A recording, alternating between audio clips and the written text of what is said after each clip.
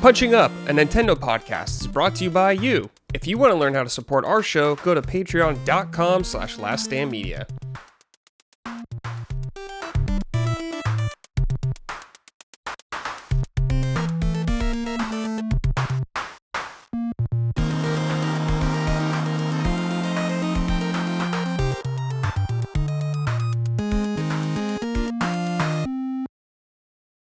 Hello everyone, welcome to episode 102 of Punching Up, Last Stand Media's weekly Nintendo podcast. I'm your host, as always, Brad Ellis, and joining me I have my co-host in arms? I don't know. My fellow partner in crime, I suppose, or whatever the hell crimes. We do. Yeah, that's right. Yeah. We are a crime against humanity with some of the stuff we say, I suppose. But I have Micah Moriarty joining me today. We're in like a little flannel going on here. Oh, yeah. Yeah. This is one of my new flannels that I bought closer to the start of winter. I ended up just ordering a new batch of flannels. A couple of my shirts were no longer like wearable outdoors. I still keep them for around the house, but I got one that's missing a button. I got, a couple of like the buttonholes are looking bad. So it was time to refresh. I had some new patterns. Refresh. What's the earrings? I can't really tell right now. They are boxes of chocolates. I'm very sad. This store no longer exists, but this was a clay artist called the Clay Water Lily, and it's like a little box of chocolates. And I was like ecstatic to finally get a pair of these because she did them every year for Valentine's, earrings and a necklace. I missed out on it the first year she did it. They just sold out in a flash. And the second year she did it, I was able to order it. I was thrilled, but I recently Googled her to see if she still had a web store, and last I checked, she did not. So unfortunately, you can't get these exact ones, but I've seen other artists on Twitter doing these like box of chocolate earrings. They're very cute. Yeah. That reminds me, my Blastoise, it's right here, the Blastoise sweatshirt that I have. I've had a ton of people ask about where you can't really see it, where I've gotten it. Unfortunately, the person I bought from on Etsy does not make it anymore. However, they do make something else now that you may be interested in, which I did pick up. They have gold and silver versions now of these hoodies. Oh, sweet. So if you like Pokemon Gold and Silver, head up over there. And I also got a shirt that I'm wearing. You can't see it that well, but it's with the trainer with all the starters from Pokemon Red and Blue. You just fucking dripped out with Pokemon I'm dripped shit. out on the Pokemon. Hey, Pokemon Gen 1 and 2, I'm all about. I love that shit. That's like my boomer territory with Pokemon. Yeah, anything after that, I don't know as well. But Gen 1 and 2, good shit. It was a different time. Because I had just seen I was watching, there's this travel YouTube channel I like called Dancing Bacons. They went to this like Pokemon themed cafe, but some of the Pokemon art that they had was just like, what the fuck is that thing? Like, it was just some of the weird Pokemon in it. So it's like in the mix of all the cute ones and the original ones was just like, here's this one that just looks like a pile of garbage. Yeah. And I'm just like, this is where you lost me. This is absolutely where you lost me. I mean, there is too much. I don't even bother trying to keep track of all them all or keep up. It's just too much at this point. Yeah, it's too much. But God bless all of you. How many? There's like over 1,000 now. There's got to be multiple. There must be. There's got to be a lot of people that know every single Pokemon name easily. There's just got to be. Because people are crazy like that. But God bless. Micah, Pokemon Gen 10, I think, is coming up. Are you interested in playing Gen 10? Not really. Not really, okay. I'm kind of in a wait and see, especially when it comes to, performance issues and stuff like that. When we went over how little they spend on these games, it kind of put like a little bit of like like something in me that said, well, that's bullshit. Yeah. They should not be of this quality when I see how fucking gross amount of money you're making, right? Yeah. And it makes me feel a little salty about it. So I want to see. I'm just like, why suffer through poor performance when it doesn't have to be this way? It doesn't. It So doesn't. it's a wait and see for me on how that is, especially when they acknowledged at one point that maybe we shouldn't do, releases as often to address the quality. Yeah. I still don't really think they've addressed the quality.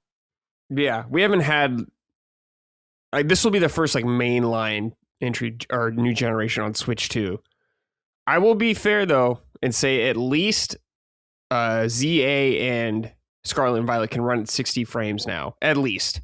There's visually still a lot to be desired there. Oh, absolutely. But at least it runs better now. So it's like the smallest it's an victory. Improvement. It's what you and Gene, had noted though about ZA of like the textures on the building just being like just Awful. completely flat, very little variety in the city. And it just is. It's like you're not some indie team. It's not quaint that you're like, okay, well, it's kind of quaint that you're reusing assets in different colors, but it's all right. It's just a small project. It's not a fucking small project. It's Pokemon. Yeah, you're huge. And that just kind of rubs me the wrong way at this point to say like, dude, why don't we put a little bit of this money into making higher quality games? I'm not saying they should be massive 300-hour experiences. Like, I'm not saying that, but just like higher quality. Yeah, I don't think that's unreasonable at all. It's very sensible in my opinion. Why don't you make that brand even stronger? But it's just kind of like they're at a point right now, or they've been at this point for a long time, where it just doesn't fucking matter, unfortunately. So, oh, dude. I mean, they're the McDonald's of video games. It's perfectly good for the people that like it. It's nothing incredibly special if you're not interested. There's it doesn't jump out to me as like a must play, a must have. As someone who isn't really into Pokemon, it's not grabbing me. And they don't really care. Their fan base is huge. The install base, everybody who wants to play these games buys them. They don't need my money. They don't. Yeah. So they don't really care, about attracting me, a 32-year-old fan, when it's like, oh, all the kids are interested. Still, perpetually, children still love it. It hasn't fallen off. It's fucking SpongeBob at this point. It never will. Yeah, and it's annoying because there's so much potential there in the series. I could just like see it. Like when I play some of the games, I'm like, oh yeah, this is cool. But you got to go that extra mile, Game Freak. You got to do it. Hopefully you do. I'm not counting on it, but if we have stable performance where I don't want to throw up where I'm looking at it, that's a start. So we shall see what Gen 10 holds. The Pokemon 30th event is later, I think this month. So maybe we'll get a glimpse of it. I don't know, but we'll see. We'll report back on all that stuff. But before we get into anything else, please check us out on patreon.com/laststandmedia. You can get early ad-free access to all of our shows, including this one, ad-free and early. So please head on over there, support us if you can. We couldn't do it without you guys, so thank you. Also, if you want some merch, go to laststandmedia.store. Micah will send it to you from their house. Micah, how's it going over there? The merch shop. Oh, very well, actually. I just dropped off orders today. Ooh. And randomly, I'm not going to name anybody, but it was just interesting. We had one person order like 13 shirts. Wow. I'm just trying to, like over the past month. And I was like, thank you very much. That was just because I'm doing the orders and, typically it's a shirt, maybe a shirt and a beanie, shirt and some stickers is kind of like the average order is usually like a shirt and some stickers. Mm-hmm. And I see this one order that stands out to me of somebody who ordered 6 shirts last month. Wow. And then I'm doing the orders today and they had ordered, I believe, 7 shirts.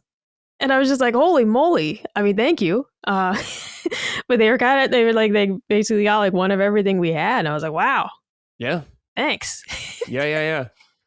Micah, also side topic here. The State of Play. There is a new State of Play coming this Thursday. Yeah.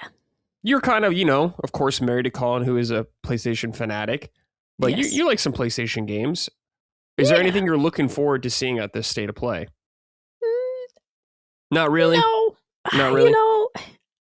Here's the thing. The only thing I somewhat want from PlayStation would maybe be another Uncharted. I like those. Okay. I don't really care if Last of Us ever comes back. Like, I don't really care.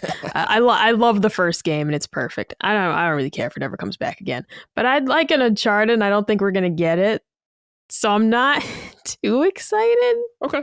Because that's, I mean, what do I really want? The Order 1886. That ain't happening either. Ooh, that ain't happening. That's also not happening, yeah, right? That ain't happening.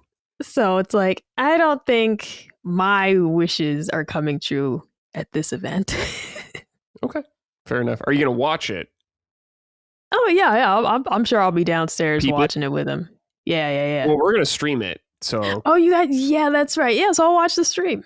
Okay. Yeah, peep that. You'll be throwing tomatoes in chat, as always, I'm sure. Oh, I'll throw tomatoes if I feel like tomatoes are earned. If I feel like they've earned some tomatoes, I will be throwing tomatoes. Yeah, Micah loves throwing tomatoes. That is like the funniest shit I ever saw during that Nintendo Direct when they started throwing tomatoes. I was like, oh my God. Yeah, I love that's this. really funny.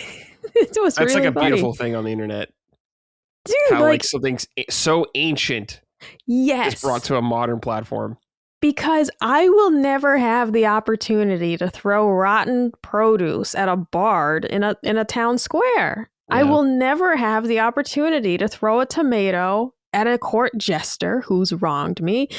And now I kind of have that experience. I mean, if we could go back, if I had like a Assassin's Creed Abstergo pod and I could go back in time, like top of my list would be I'm going to go throw tomatoes at like a guy performing in a square, in a time where it was acceptable.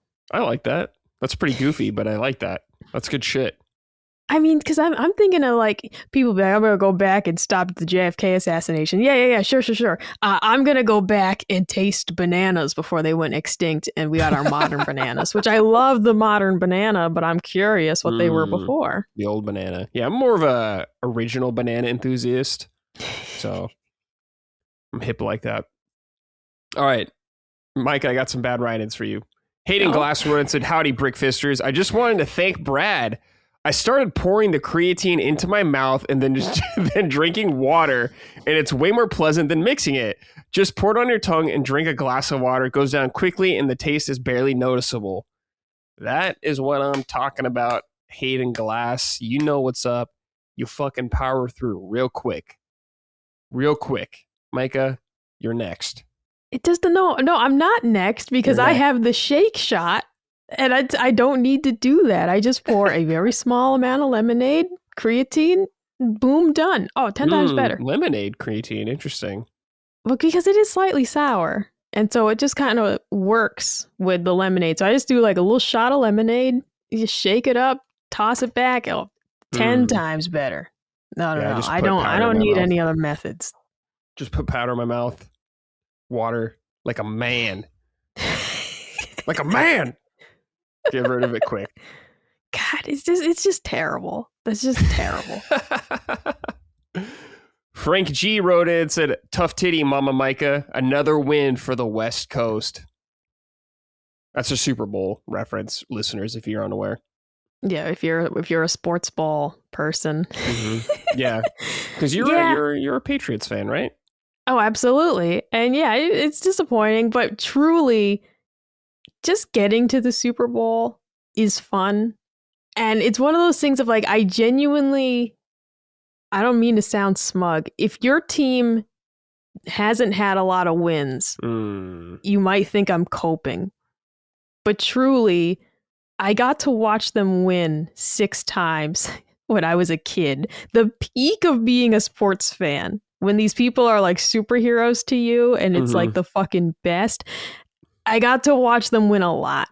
And just getting to the Super Bowl is fun. Just being at the big game is, I'm disappointed that we lost, but it's like, I'm not going to fucking cry about it. This isn't the Stanley Cup, not like where it's like more of a once in a lifetime thing, perhaps. Like, it's a Super Bowl. We've been to so many. It just is, though. It's like when you're a fan of a winning team, it's disappointing, but it ain't the end of the world. It's not like because it's like, I totally get it. There are teams who haven't been to a Super Bowl in 30 years and you're just dying to get there. And it's like, I hear you.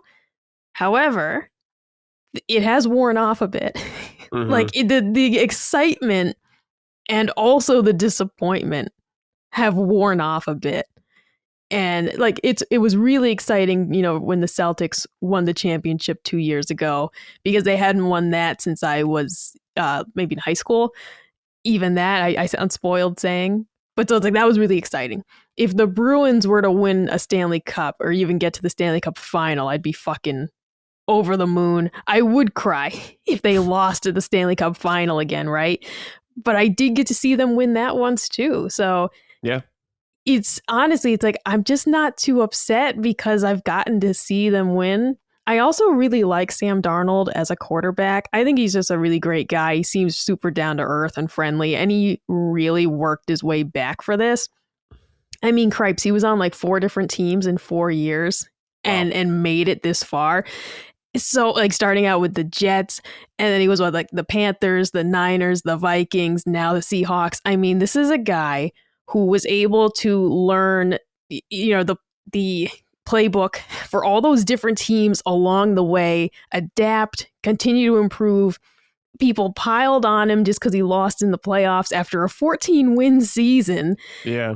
And so I'm thrilled for him because this really is like a Cinderella story for this ugly little redheaded boy. So I'm not too pressed about it. Couldn't just give him the victory. You had to throw in that little jab there. I mean, have you seen him? His girlfriend's beautiful, so it's like not like he cares. Sam Darnold. Winning. Stay winning, Arnold. Oh my God, like hairiest orangutan arms I've ever seen. That's not the point. He's a fantastic football player. I also don't hate the Seahawks. Mm-hmm. You know? It's not like a team I despise. Yeah. But Pats lose. Not like it's the fucking Chiefs. God, I hate the Chiefs. The Chiefs? What did the Chiefs do to you? Oh, I just hate them. I'm sick of them. Okay. You know what they did? They brought Taylor Swift into my home every week. Oh, that's that's justified. Very fair. Very fair. How was Colin holding up during the Super Bowl? All that stuff. Oh, he doesn't really care. I mean, his team's not there. He's used to being loser group. He doesn't like the Patriots, but he's definitely. I mean, he's not like a jerk about it or anything, right? Yeah. And it's also like, I mean, they ain't going anywhere. No, they ain't going anywhere. And I live here, so yeah, it's like what are we're gonna argue about the Pats? No, so he's softened on it quite a bit. I haven't really softened about the Jets. I still hate them, but also they're not really a threat. No, certainly not. Cameron Hill wrote in and said, "Hey gang, I'm trying to get into wine.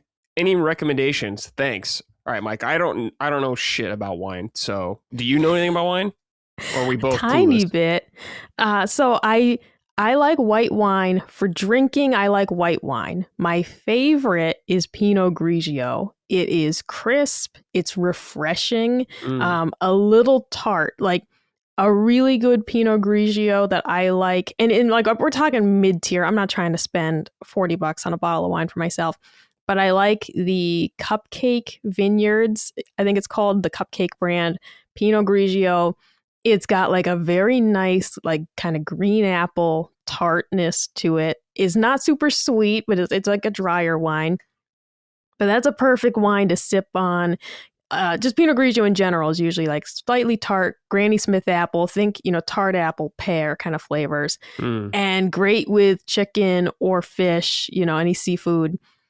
Red wine I cook with, but I really don't like to drink red wine. Yeah. That's the other thing is white wine's typically chilled. Red wine often is not. I'm just not into the lukewarm wine. Gotcha. But I like a nice chilled white wine is so good.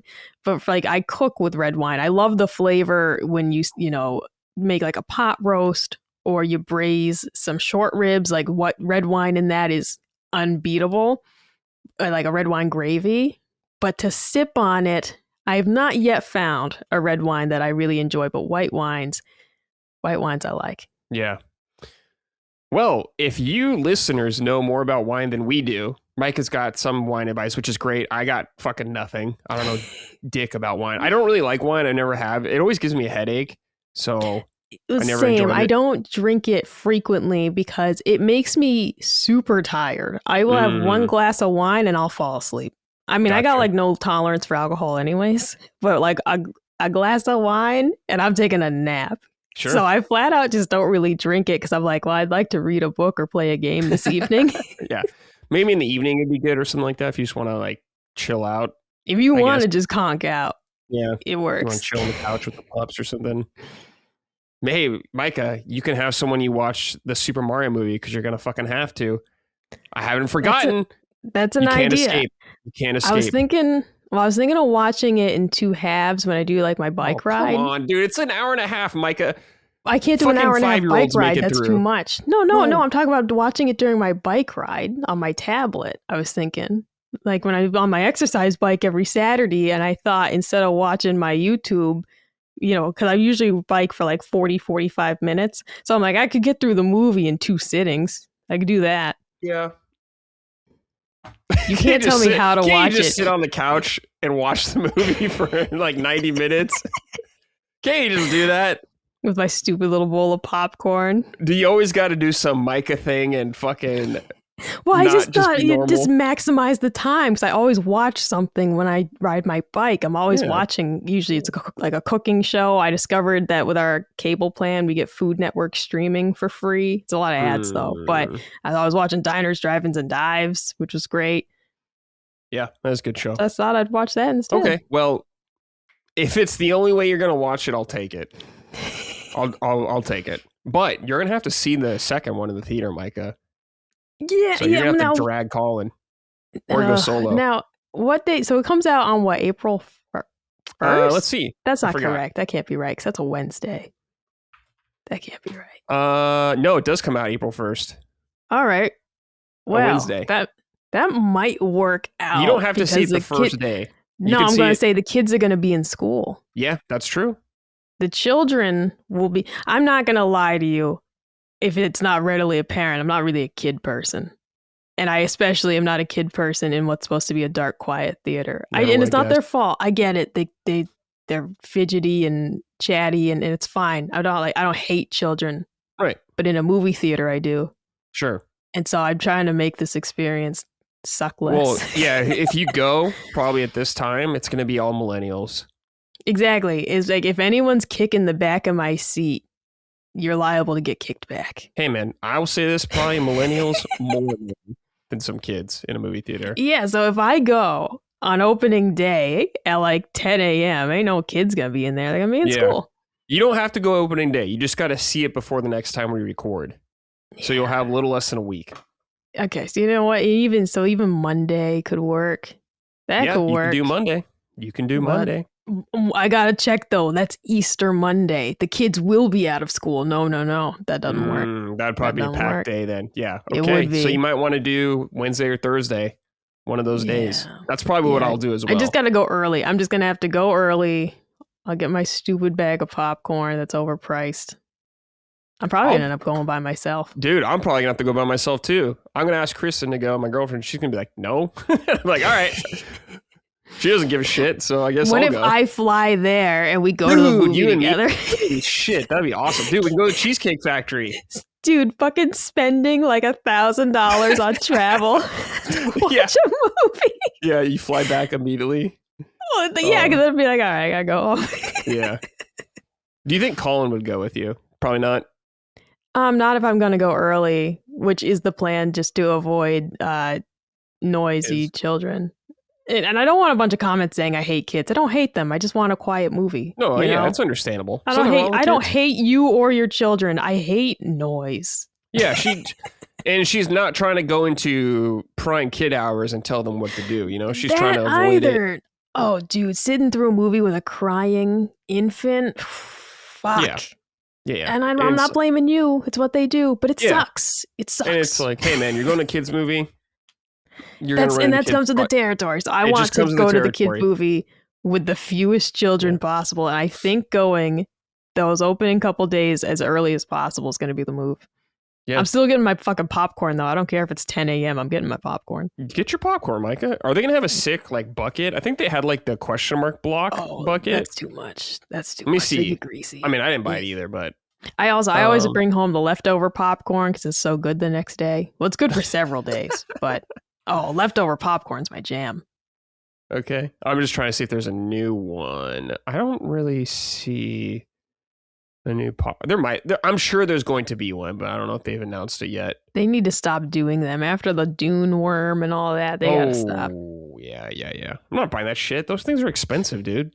They're wicked expensive, and all I can think of is how greasy they are because it's like the paper bag absorbs some of the butter. Grease. It's like this plastic tub. It's just maybe they disgusting. put like a liner though in them. I don't know. I have never actually seen anybody with one. I go to the movies so seldom. So seldom. Same. Yeah, not really a movie person. Like you, I hate people in the movie theater.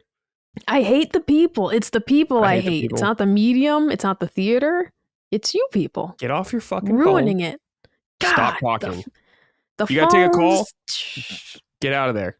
Your kid's crying. They're asking what just happened. It's like just shut up, Mom. Shut up and watch what's happening. Yeah, shut up.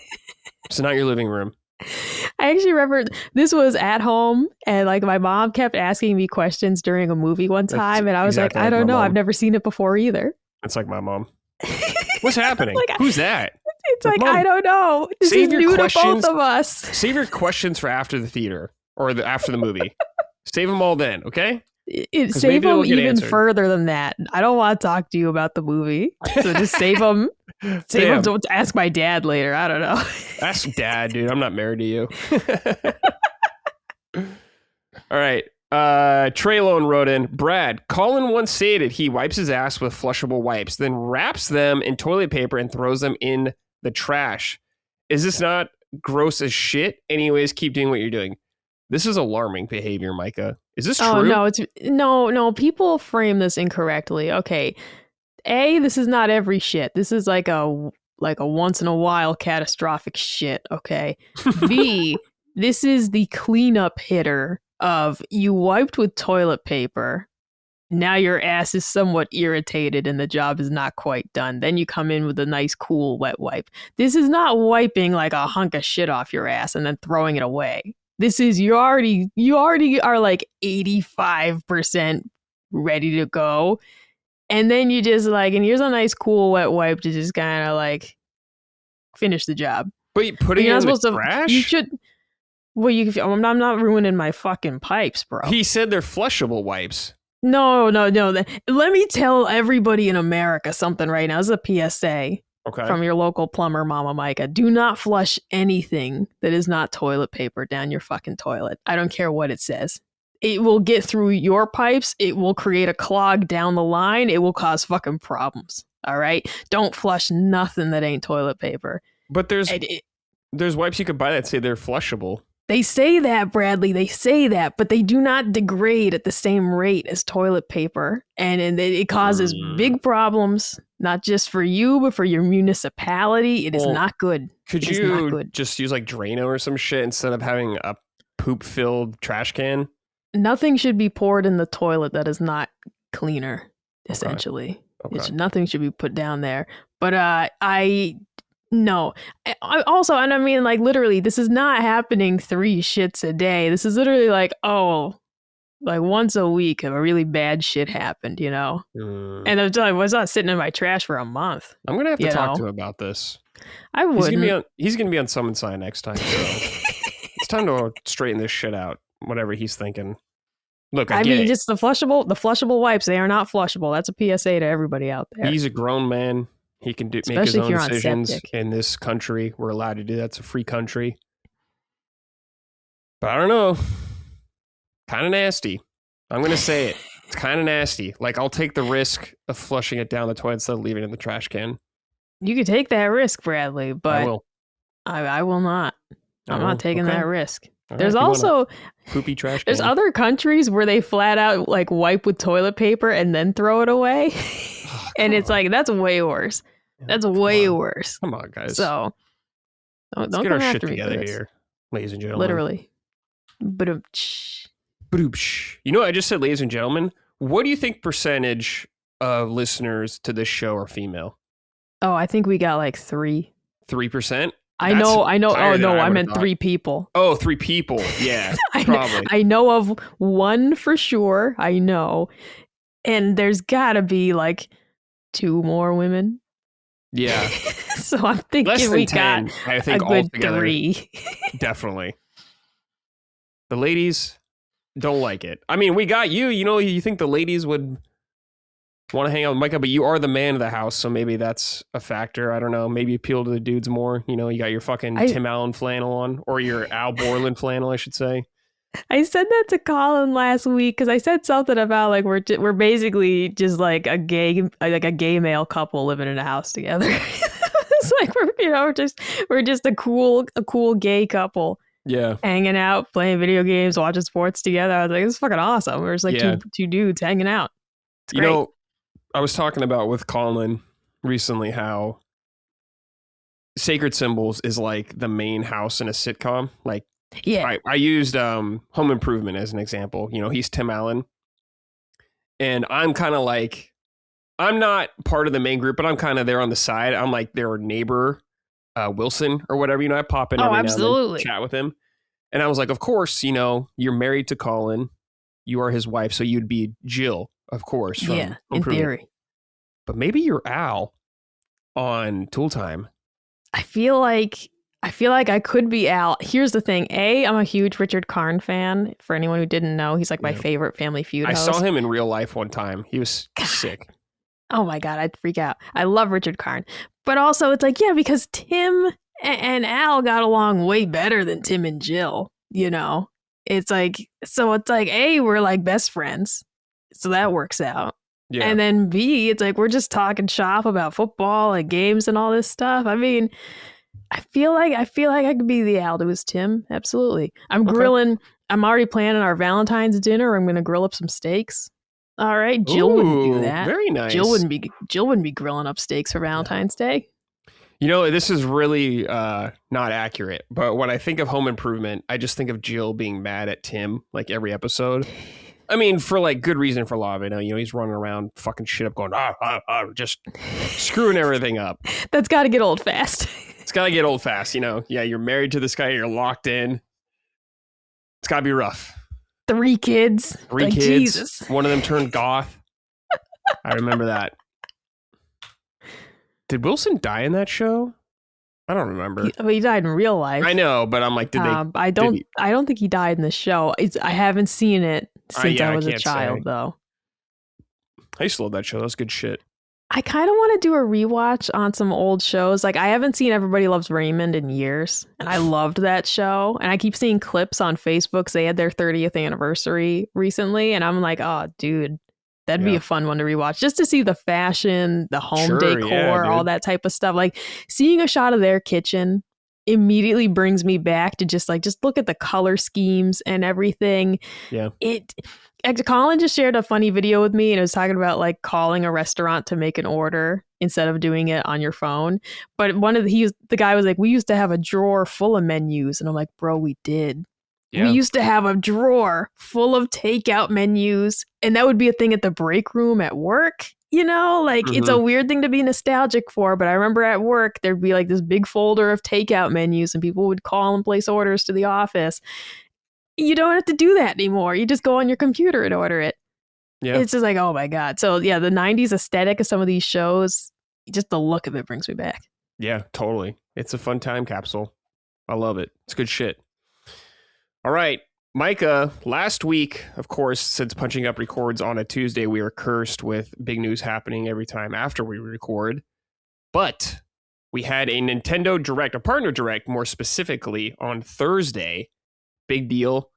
I did not watch it at the time. It was at 6 a.m. I'm not getting up for that shit for a partner Direct. No, thank you. And I'm glad I didn't. Not to say there wasn't good stuff there, but nothing I felt like I needed to see immediately.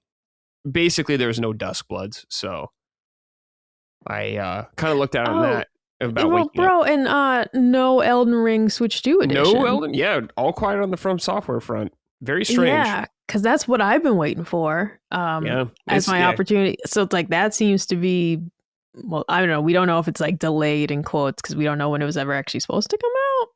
But I think it was supposed to come out earlier because they talked about it for a while. Now it just kind of disappeared altogether. So I don't know. Maybe they're handling that more internally. I don't know because I think someone else was doing the port for the game.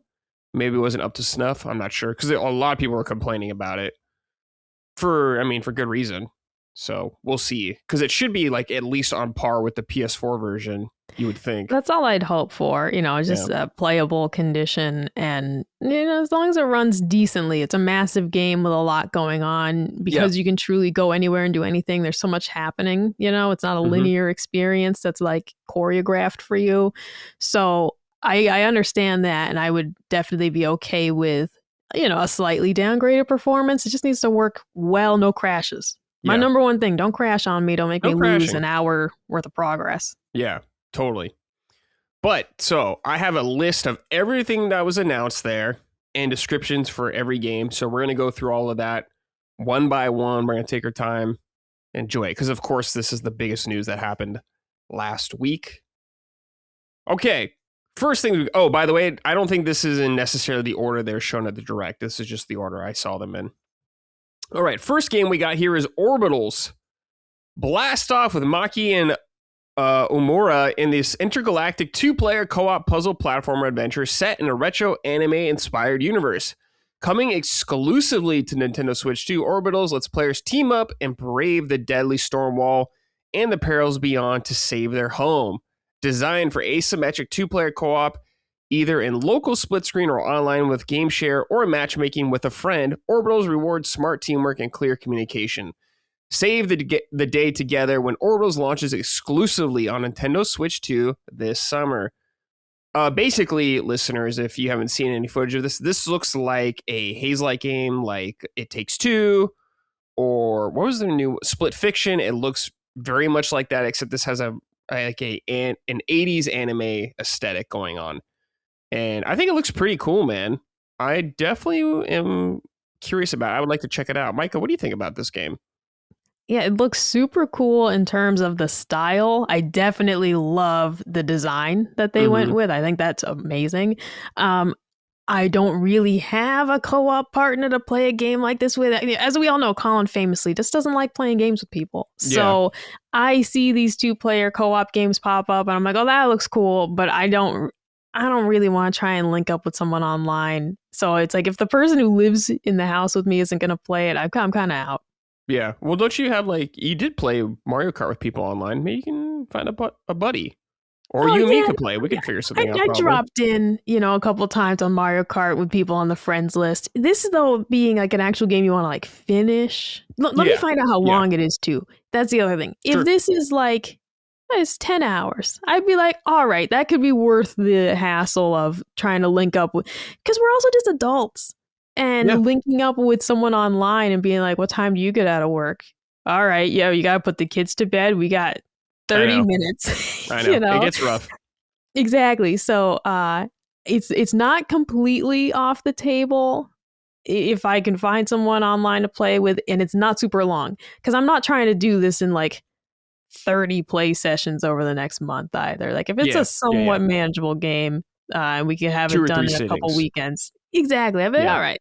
That'd be fine. Yeah, that's fair. Okay, cool. Next game we had is Paranormal Sight: The Mermaid's Curse. How far would you go to survive a curse? I think this is exactly all this dialogue I'm reading is exactly probably what the voice says in the Direct. Unravel a captivating supernatural mystery through multiple viewpoints in this brand new Paranormal Sight tale. Set in the coastal region of Ayashima, Japan, the original standalone story introduces new atmospheric locations, supernatural legends, and a new cast of characters to experience as players navigate the chilling mystery surrounding the Mermaid of Ice. Paranormal Sight: The Mermaid's Curse launches on Nintendo Switch February 19th. Pre-order now. Begins later today on Nintendo eShop. There you go. If you want to check out a new visual novel game, this is a big skip for me because I'm not a visual novel person. But you like some visual novels, Micah. What do you think about this? Hey, what I wrote in my notes was mysterious occurrences on Epstein Island. I am somewhat intrigued by this because I did really like Emio the Smiling Man, which was a detective-themed visual novel. I do love visual novels. I'm usually less into the detective things, but I really liked that game. This one, a little bit of horror mixed in. This is a maybe for me. It's another one where I want to see how long it is. I like a visual novel that tells a pretty tight story, like 8 hours worth of content. Replayability is great, to kind of stretch that further. But I'm not super into visual novels where it's like the initial story is like 30 hours. Like, bro, I'm reading an actual book at that point. I do read actual books. So you can kind of see it's like, I want to enjoy this little game, not necessarily like dive into this for a year. So I'm interested, but I want to see how long of a game it is. Dude, okay, fair. All right, next we had Captain Tsubasa 2 World Fighters.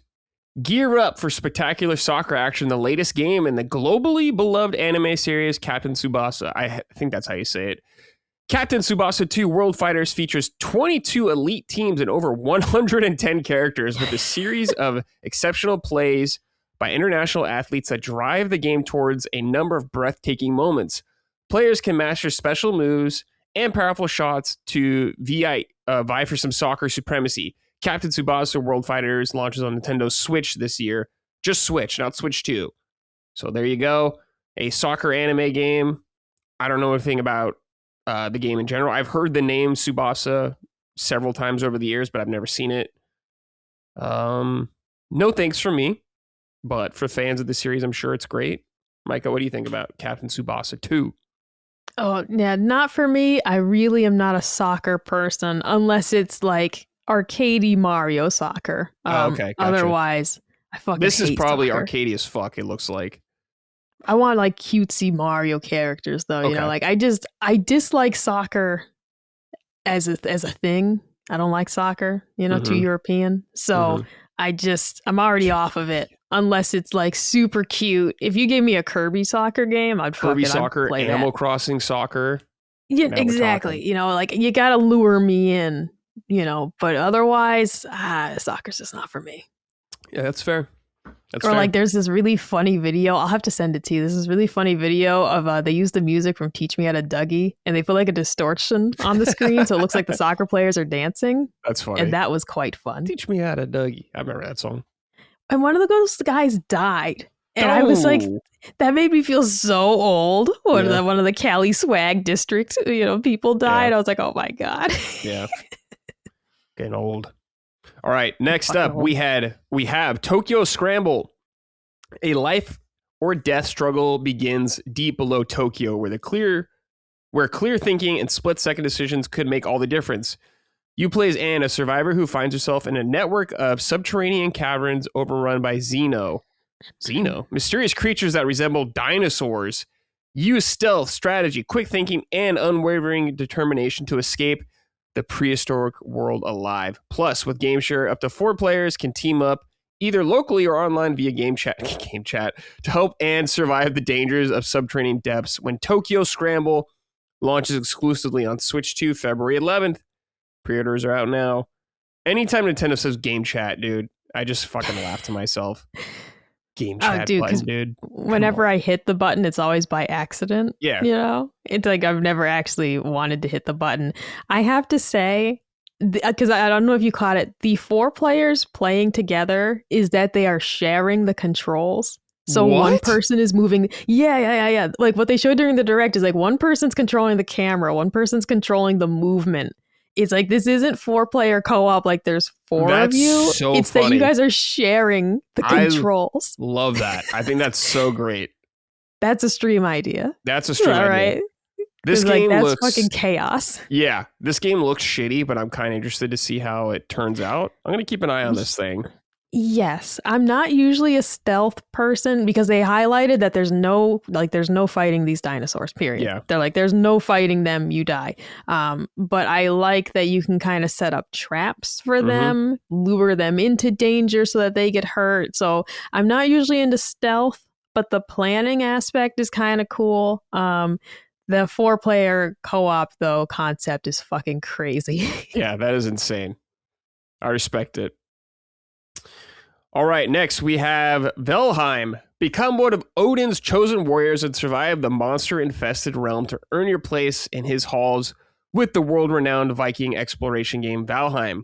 Players can brave the adventure alone or with up to 9 friends online to discover a beautiful, procedurally generated world of land and sea, fully optimized for Nintendo Switch 2, including support for the Joy-Con 2 mouse functionality and HD Rumble 2. Players can build mighty Viking halls, create new gear, or cook meals to prepare for mighty skirmishes to come. Valheim launches on Nintendo Switch 2 this year. Mike, I played a lot of Valheim, or not a lot, but a good amount of Valheim when it came out on PC back in the day. Really fun crafting game. Kind of, your Minecraft survival stuff going on there. Super fun, though. Are you interested in this game at all? I know you like Minecraft. I do. Did you play with other people or did you play? I did. I played with Do you one think other. It's more fun with people or would it be just as fun by yourself? I think it'd be probably just as fun by yourself because, a lot of it is going out there, killing stuff, crafting, building stuff up. Like Minecraft. And I think Minecraft's still fun by yourself. These games always with more people, but I think you could still probably have a good time solo. Like Minecraft, I obviously absolutely love. Typically did just play it by myself or with like my boyfriend, like, together. But yeah, I am interested in this. I think it's so funny that like they built a house without a chimney and without the ventilation, like you died. Yeah. I'm like, that's hysterical. Okay. I'm less interested though in like building a ship and exploring. I'm like, I just want to hang out and hunt and build a house. Sure. And then I say, maybe I should just go play some Minecraft then. Cause I think it looks cool, but I'm not as into the like, yeah, let's go build a boat and explore. I was like, well, pump the brakes there. Because you gave me plenty to do just by hanging out and hunting things. Yeah. Well, from what I remember of the game, there is kind of like a main quest you do. Where you have like kind of like a list of objectives. So I think you have to like. So it's not just like self-directed like Minecraft. Because Minecraft is just go fuck around. I mean, yeah, you kind of want to go build the nether portal or whatever, but I didn't want to do that. Yeah. I did it once. I didn't like it in there. There is like, of course, you can just fuck around, do whatever you want, but there is like a story progression, I guess you can do. But I haven't played it in years, so I don't know how it is now. But that's what it was like I put an asterisk next to that one as a checkout later. Okay. Next, we have Hollow Knight, not Silksong, just Hollow Knight. Time to forge your own path, explore twisting caverns, battle tainted creatures, and solve ancient mysteries at the kingdom's heart. All from the comfort of your Nintendo Switch 2 with the higher resolution, improved frame rate, and additional effects. Hollow Knight Nintendo Switch 2 edition lets players explore or experience a classically styled 2D action adventure across a vast interconnected world. Hollow Knight Nintendo Switch 2 edition launches on Nintendo Switch 2 later today, so it's out now. Nintendo Switch 2 players who already have the original Hollow Knight game on Nintendo Switch can upgrade to the Nintendo Switch 2 edition for free with an upgrade pack. Hey, that's me, so I could get this for free. Wow. So you can get a Switch 2 version free. That's cool. I don't plan on returning to Hollow Knight anytime soon, but I think that is cool. Little addition right there. And I know you're obviously out because you don't like spaghetti maps. All right. Next, we got eFootball Kickoff. Experience the passion and excitement of soccer anytime, anywhere solo or with friends, offline or online with eFootball Kickoff. Play in World Tour mode where you can establish your own club team and participate in competitions around the globe or take on International Cup mode and feel the excitement of soccer's ultimate festival as a national team's battle for global supremacy.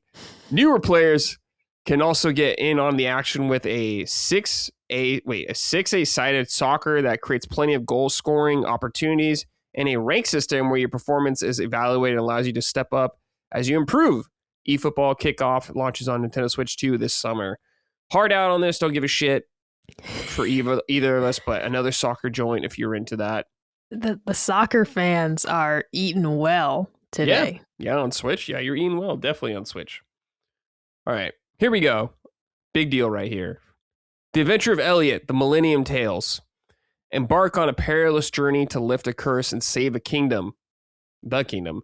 A journey that will unfold across 4 ages in the adventures of Elliot, the Millennial Tales. In this new single-player action RPG from the team behind the Octopath Traveler series, players will take control of Elliot, the adventurer, and his fairy companion, Faye, to experience a gripping tale full of action, exploration, and heart.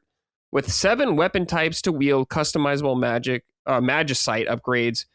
That is definitely a Final Fantasy thing, Magicite. upgrades to experiment with, and phase powerful fairy actions. Players can begin their journey when The Adventures of L.A. The Learning Tales launches on Nintendo Switch 2 on June 18th. I'm there day one. I played the demo of this a while ago when they put it out. I fucking loved it. It's just the 2D Zelda game. Right up my alley. Square's version of that is really good. Can't wait to play it. This will be on everything too, by the way. So if you don't have a Switch 2 or Switch, whatever, you can play it on anything else. Micah, are you in for this? You know, you're kind of liking the Zeldas a little bit now. Oh yeah, I'm definitely on board. I think I already pre-ordered my copy as soon as it was available, because I think it popped up on Amazon, if I'm remembering correctly. Maybe, yeah. And so I was like, this is like the absolutely getting like the launch date trailer, so they probably opened up pre-orders and stuff. Oh yeah, I got my pre-order placed, so I'm ready to go with that. I did not play the demo, but they already sold me on it, so I'm just gonna be going in fresh. Yeah, it was good. I enjoyed it, so very excited for that. All right, next we got Super Bomberman Collection.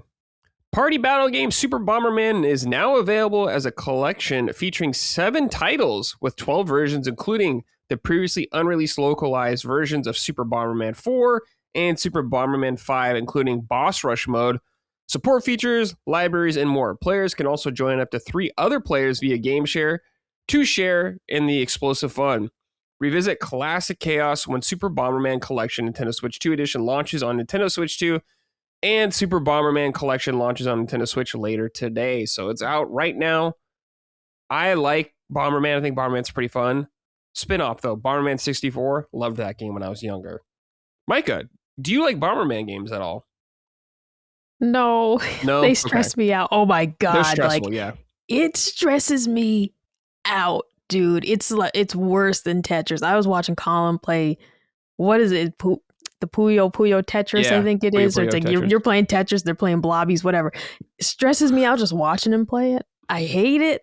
It makes me so anxious, and Bomberman's the same. I want to like it because I'll watch people play it and they're having fun, and it's kind of like the chaos, kind of like that Overcooked feeling. Yeah. But it makes me so antsy. Yeah. I can't. It's a really good, like a local party game, I would say. It's really fun for that. I think that's where it really shines. Yeah, if you got some fun. People yelling at each other, and that's like the best part of it, but good gravy. It's like the Pac-Man effect for me. It makes me so stressed. Yeah, that's the way. But yeah, if you got some pals to play with, really good time. All right. Final Fantasy VII Rebirth. The fate of the planet is in the player's hands in the second entry in the Final Fantasy VII Remake series. Final Fantasy VII Rebirth. Cloud, Strife, and his comrades escape the city of Midgar into the wide world beyond to hunt down Sephiroth, a haunting figure from Cloud's past bent on ruling the planet. Ride chocobos, sprint across sweeping plains, and explore a vast, expansive world, with new features and encounters to be had as the story unfolds. Join Cloud, Strife and his crew when Final Fantasy VII Rebirth launches on Nintendo Switch 2, June 3rd. Pre-orders begin later today on Nintendo eShop, with digital bonuses available when pre-ordering any edition. All right. Final Fantasy VII Remake just got released on Switch 2 recently, last month, I want to say. And we're getting part 2 in June. That's pretty quick turnaround. These were PlayStation exclusive console-wise for a long time, years. At least Remake was. But now Square is doing a multi-platform push pretty much with everything. So we're going to start getting all these games more. And my assumption is part 3 is going to be on everything day 1. I, of course, won't be playing on Switch, but... Oh, that's silly. You should play on Switch. No. That's okay. No. Either PC or PS5. Mike, I know you have no interest in playing these. You watched Colin play some of them, but it is on Switch 2 there now, so please play this game because it's fucking awesome. Play them. They need to sell more. All right. Next up, Pragmata, or Mata. Explore the all-new science fiction adventure or action adventure from Capcom, set in the near future. Spacefarer Hugh Williams and his android Diana must escape a lunar research station and find their way back to Earth. Play as both protagonists simultaneously as you leverage Diana's unique ability to hack open enemy armor to create openings for Hugh to take them down with varied with his varied arsenal of firearms. Pragmata launches on Nintendo Switch 2 on April 24th, alongside a Diana amiibo, which players can scan in to drop in for in-game items. Experience this unique action gameplay with a playable demo available on Nintendo Switch eShop later today. So that's out if you want to play the demo for the game. I played this game back in June at Summer Game Fest, and I really dug it. So I will be there day one for this game. Micah, where you at with Pragmata right now? I am going to download the demo and check it out. This is something, though, that Colin is 100% going to play. Yeah. So I either need to start it immediately and play it on Switch and be ahead of him to avoid spoilers, because he's definitely playing this, or I need to just say I'll just play alongside him and just watch, know. Because there are some games I end up doing that with. I mean, like Final Fantasy VII, any interest I did have in it is nullified by the fact that I watch him play through this game so many times, right? Yeah. I've watched Colin play the Final Fantasy VII and the remakes, and it's oh my God, it's too much. I definitely don't want to start the experience from scratch at this point. Yeah. So this is a game I'm interested in. I am going to check out the demo, but I kind of need to decide if I'm actually just going to play it and stay ahead of him if he plays it day one. I think he will.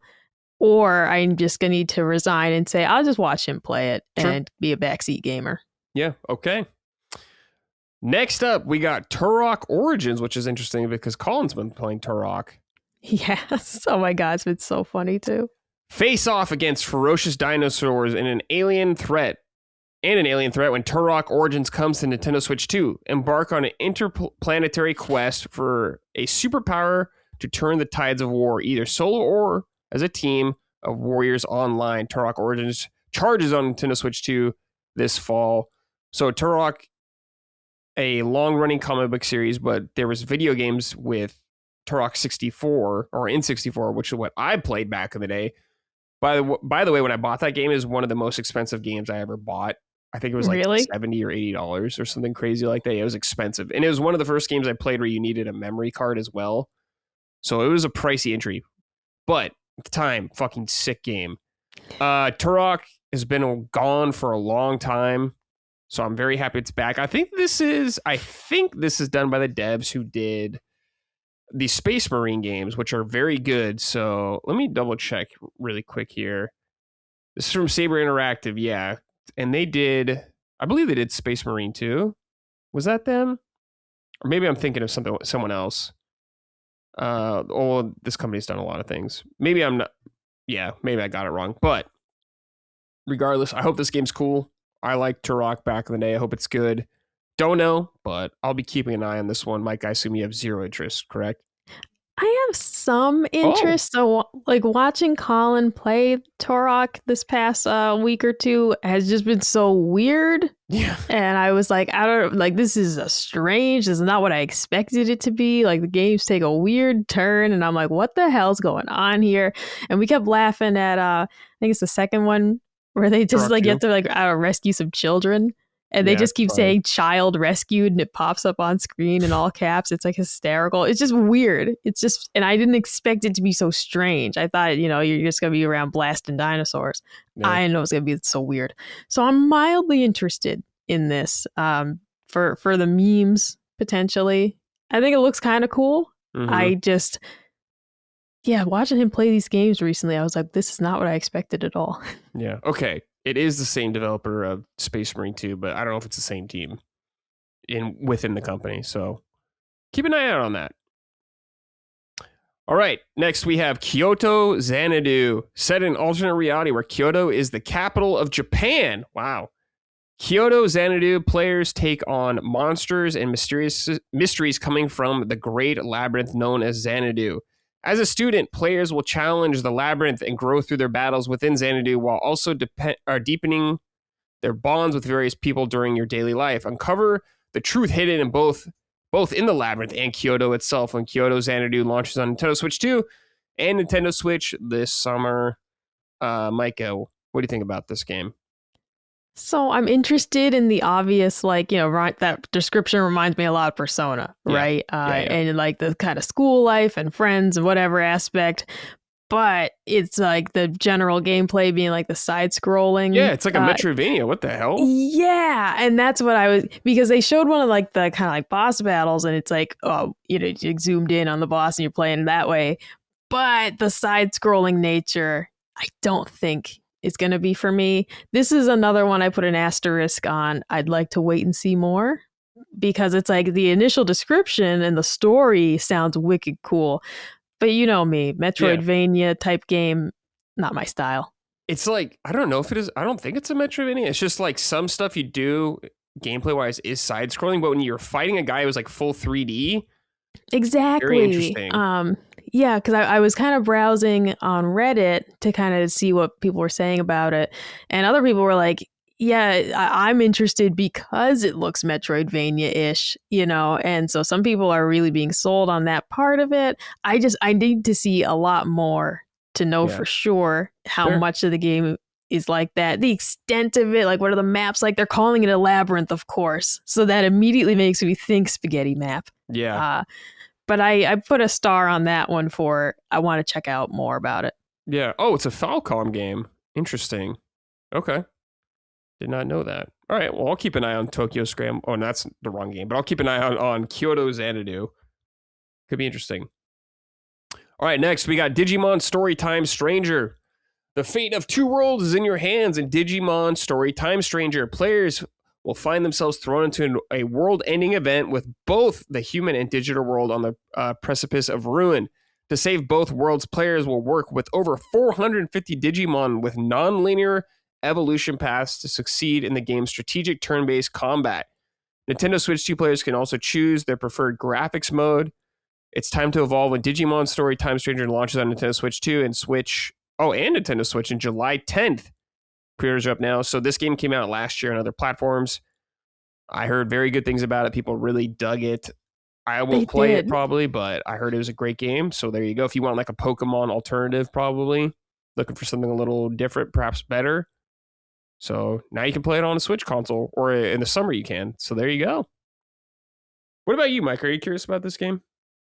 Not really. I do think it's funny though. Like I saw like the screenshots we had of like the hot women in this game, and I'm like, you're telling me Digimon Story is where the hot babes are at? It's like fucking.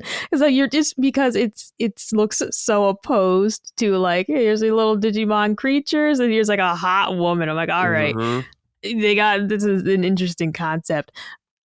I'm not sold on it, no, but I have heard good things. Like when the game came out, I was surprised at how positive the reception was in a good way. I'm happy for the Digimon fans. Always the bridesmaid, never the bride, that Digimon. True. I mean, really, like Digimon, it's always going to have its fan base, but it'll never be Pokemon. No. Not unless like Pikachu turns up in the Epstein files. Otherwise, I don't think Pokemon's going to suffer a fall from grace that would allow Digimon to lap it. Yeah. All right. Next, we have Monster Hunter Stories 3 Twisted Reflection. Embark on a brand new journey as you ride into the next adventure in the Capcom's turn-based RPG series. Players step into a world where natural order has collapsed, monsters face extinction, and a mysterious elder dragon stands between you and the truth. Befriend and raise monsters and unlock powerful abilities through the rite of channeling and habitat restoration when Monster Hunter Stories 3 Twisted Reflection launched on Nintendo Switch 2 on March 13th. Pre-orders are out now, and there is a demo for the game as well, and I think that carries over to the full game. Don't quote me on that, though. I'm down for this game. I'm going to play it. I've been wanting to play Monster Hunter Stories games for a while. They were originally, or the first one was on DS or 3DS. Maybe 2 was as well, but they eventually ported them to Steam and like PS4, I believe, and Xbox. But now 3's coming out. I'm very curious about it. It looks really good, in my opinion. Turn-based Monster Hunter games, I'm in. Micah, what are your thoughts on this? I do want to check this out. I'm definitely going to try the demo. I've never really played Monster Hunter. And so this being the spinoff and its own separate thing, could be the perfect way to jump in. I am interested in it, but I'm definitely going to check out the demo just to make sure I jive with the gameplay. I'm happy to see how many of these games are getting demos as well. I love seeing a demo. I don't always check them out. Like the Adventures of Elliot, I was fucking sold. Yeah. I don't need to try it. I'm sold. But for things like this, it's like, amazing. Please, let me try your game out. And you just may win me over. You just may. Yep. All right. Next, we got Console Archives and Arcade Archives 2.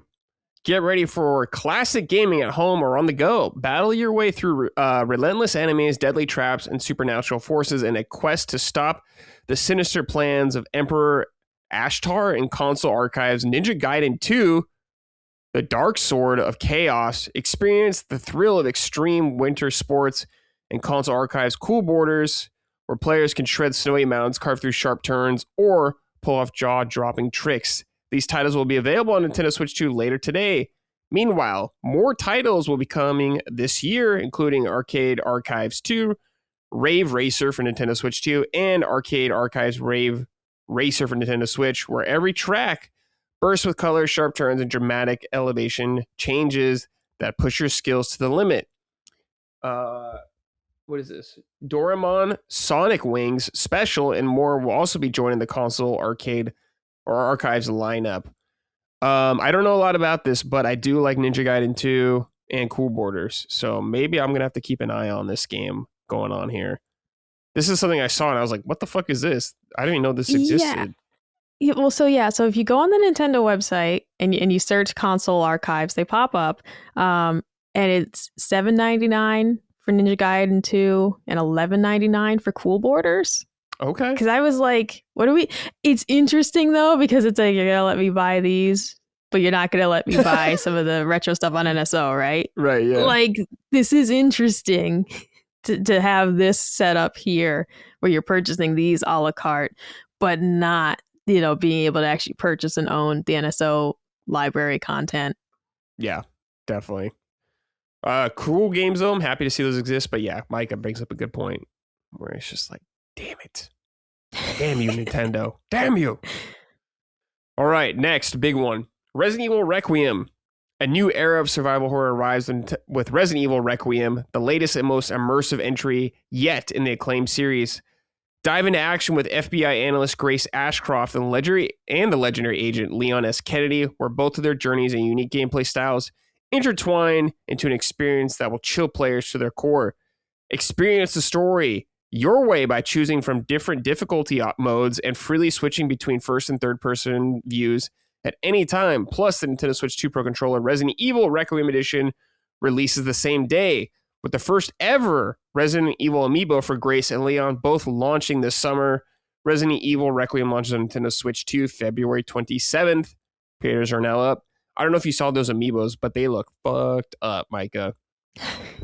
So that's an easy skip. Let me Google them again. I did see them, but I didn't look closely. The faces are bad. Oh, Mamma Mia. Oh, Mamma They're not Mia. Great. Yeah, how can you do that to my beloved Leon? They're not great. Not great. I know, especially the game devs did so much work to make him hot, and this is what you do to him. This is what you do to Leon. Yeah.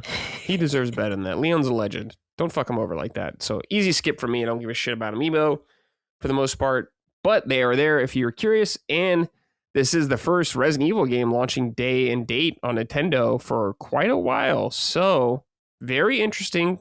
Capcom doing more Switch 2 ports as well. If you want to play on Switch 2, there it is. Happy to see it. Very excited. I haven't looked at any footage of this game. I didn't watch it at all in this direct, so I don't need to see dick. I'm already sold. You know it. I'll be there day one. Very, very excited. This is a game you're going to watch Colin play most likely, right? 100%. Yeah, this trailer scared the shit out of me, and that's great. I'm going to backseat game. I do love watching him play horror games because it's like we're both like, the jump scares and stuff. It's fun. Yeah. It's very fun. It's always a big laugh when, like, if one of us is startled and the other one isn't type deal, or like one person saw something first kind of at the corner of the screen. I enjoy playing horror games beside him. So I'm actually somewhat excited for this. But I'm not gonna play it myself. Looks way too scary. Fair. All right, next. The Elder Scrolls 4 Oblivion Remastered. Return to exploring the vast landscape is, I don't know how you say this.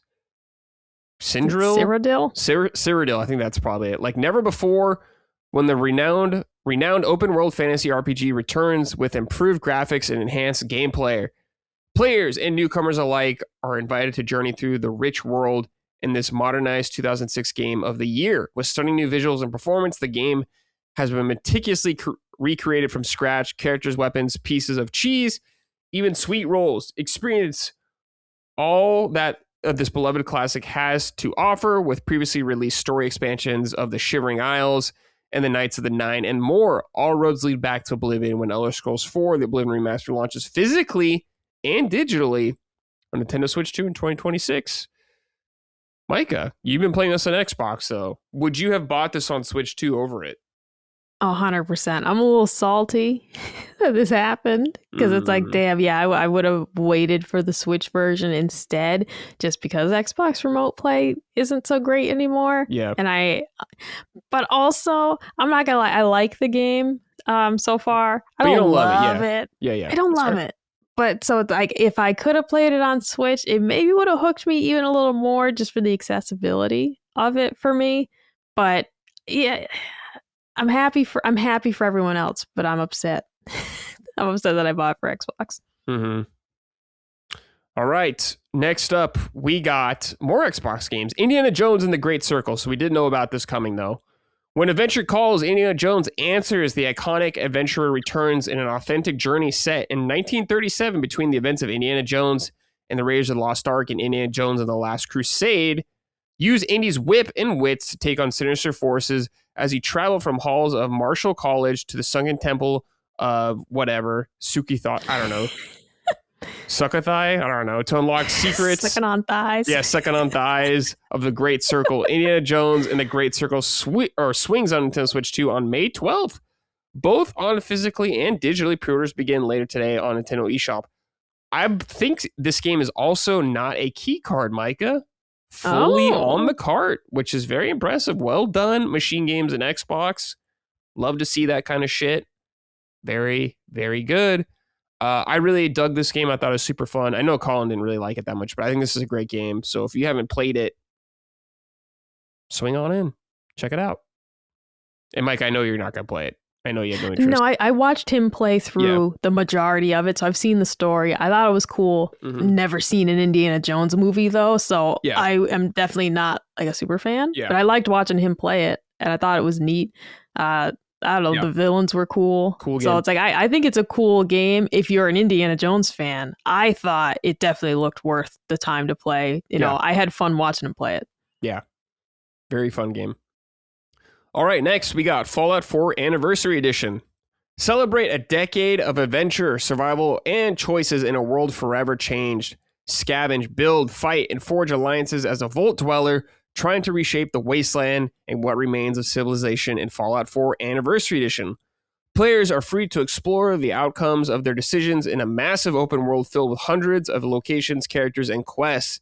This new edition of the game also includes six official add-ons and over 150 Creation Club content to expand your adventure. So grab your Pip-Boy and get ready when Fallout 4 Anniversary Edition launches digitally on Nintendo Switch 2 or Switch 2 on February 24th and physically on April 28th.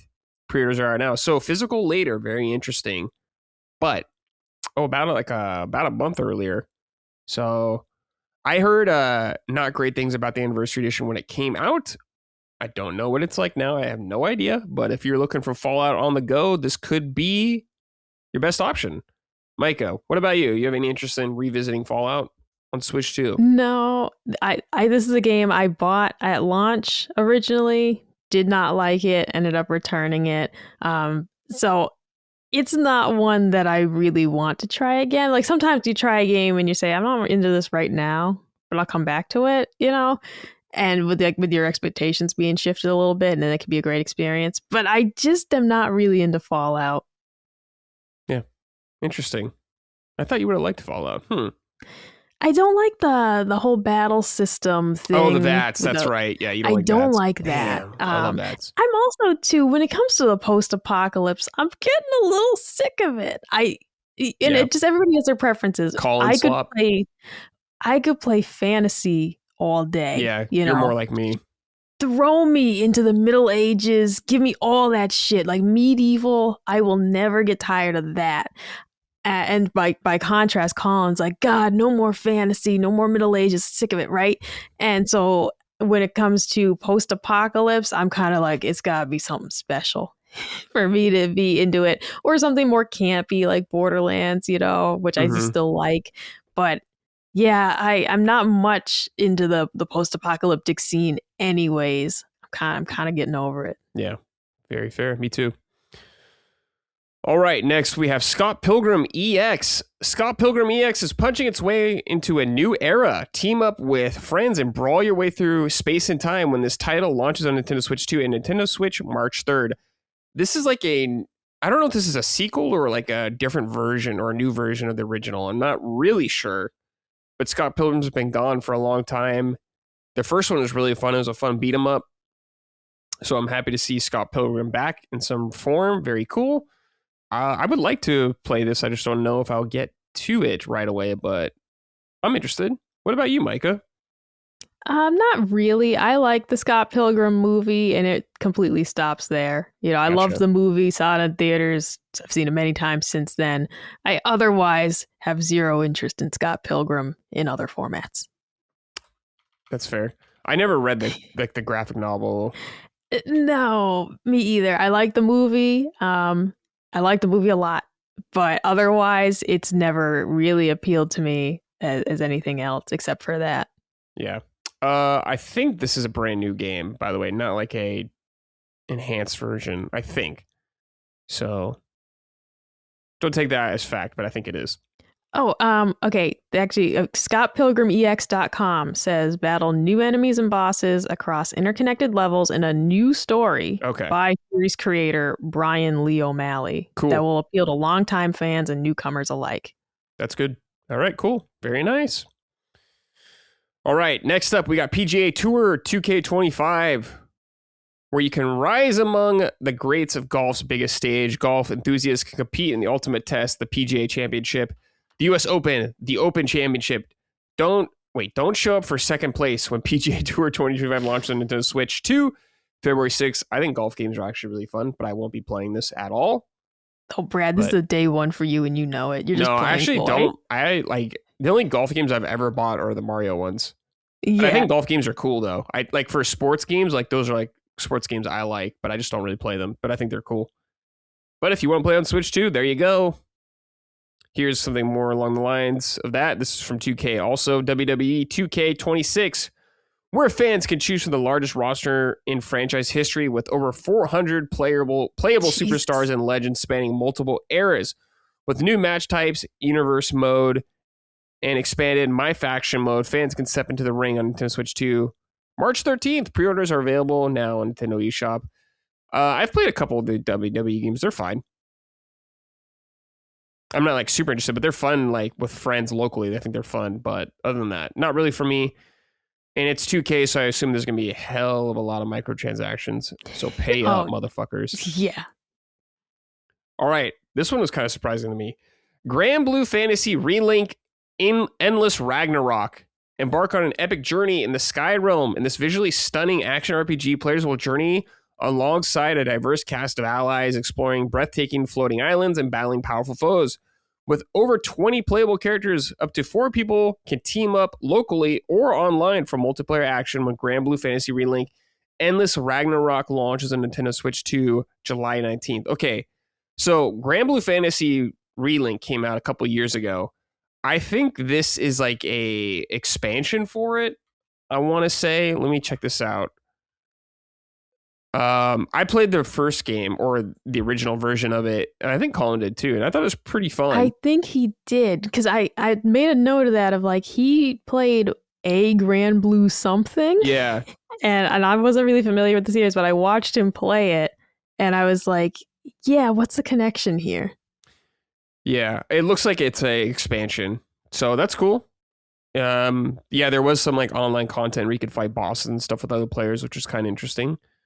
And Grand Blue is based off a mobile gacha game, which is just Grand Blue in like Japan, stuff like that. But this is a spin-off, not a bad spin-off. So there you go. Very surprising. I know some people were very excited about that. So awesome for everyone who's looking forward to it. I don't think I'll revisit the game, but it was pretty enjoyable. All right. Another Eden Begins. An adventure for all the ages held across space and time is about to unfold. This time-traveling RPG arrives for Nintendo Switch and Nintendo Switch this summer. These were kind of like montage games. I think some of these like smaller description ones I had. These were like the sizzle reel. Yeah. This looks like it could be okay. It's like a little RPG thing going on here. I'll keep an eye on it, I guess. Let me see. Let me look at this video of it real quick again. This is another one that I'd like to see more. I don't want anyone to get upset. I'm also kind of sick of time travel. I'm kind of sick of that too. You know, it's just like, oh, another time travel game. But I had another star next to this one as a yeah. Let me see some more. Yeah, could be cool. We'll see. All right. Next, we have Reanimal. Players must escape unimaginable horrors to rescue their friends in this new co-op mystery horror adventure launching on Nintendo Switch 2 February 13th, just in time for Valentine's Day. So this is the new game from the Little Nightmares 1 and 2 developer, which I really like those games. So I'm definitely going to be checking this game out. Very excited for it. Micah, are you going to try to play this? I don't think so. I really enjoyed Little Nightmares. I loved that game, actually.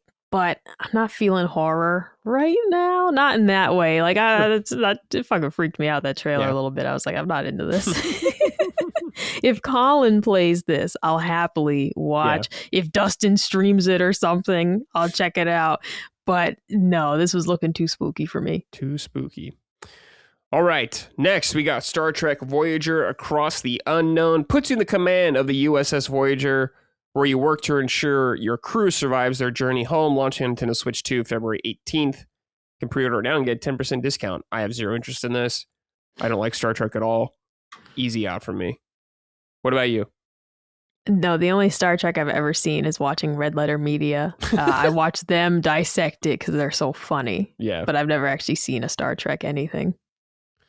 All right, next up, we got Disney Dreamlight Valley, where players can explore a world filled with the magic of Disney with improved performance, enhanced graphics, increased object limit, and more. Players can discover rich stories when it launches on Nintendo Switch 2 March 25th.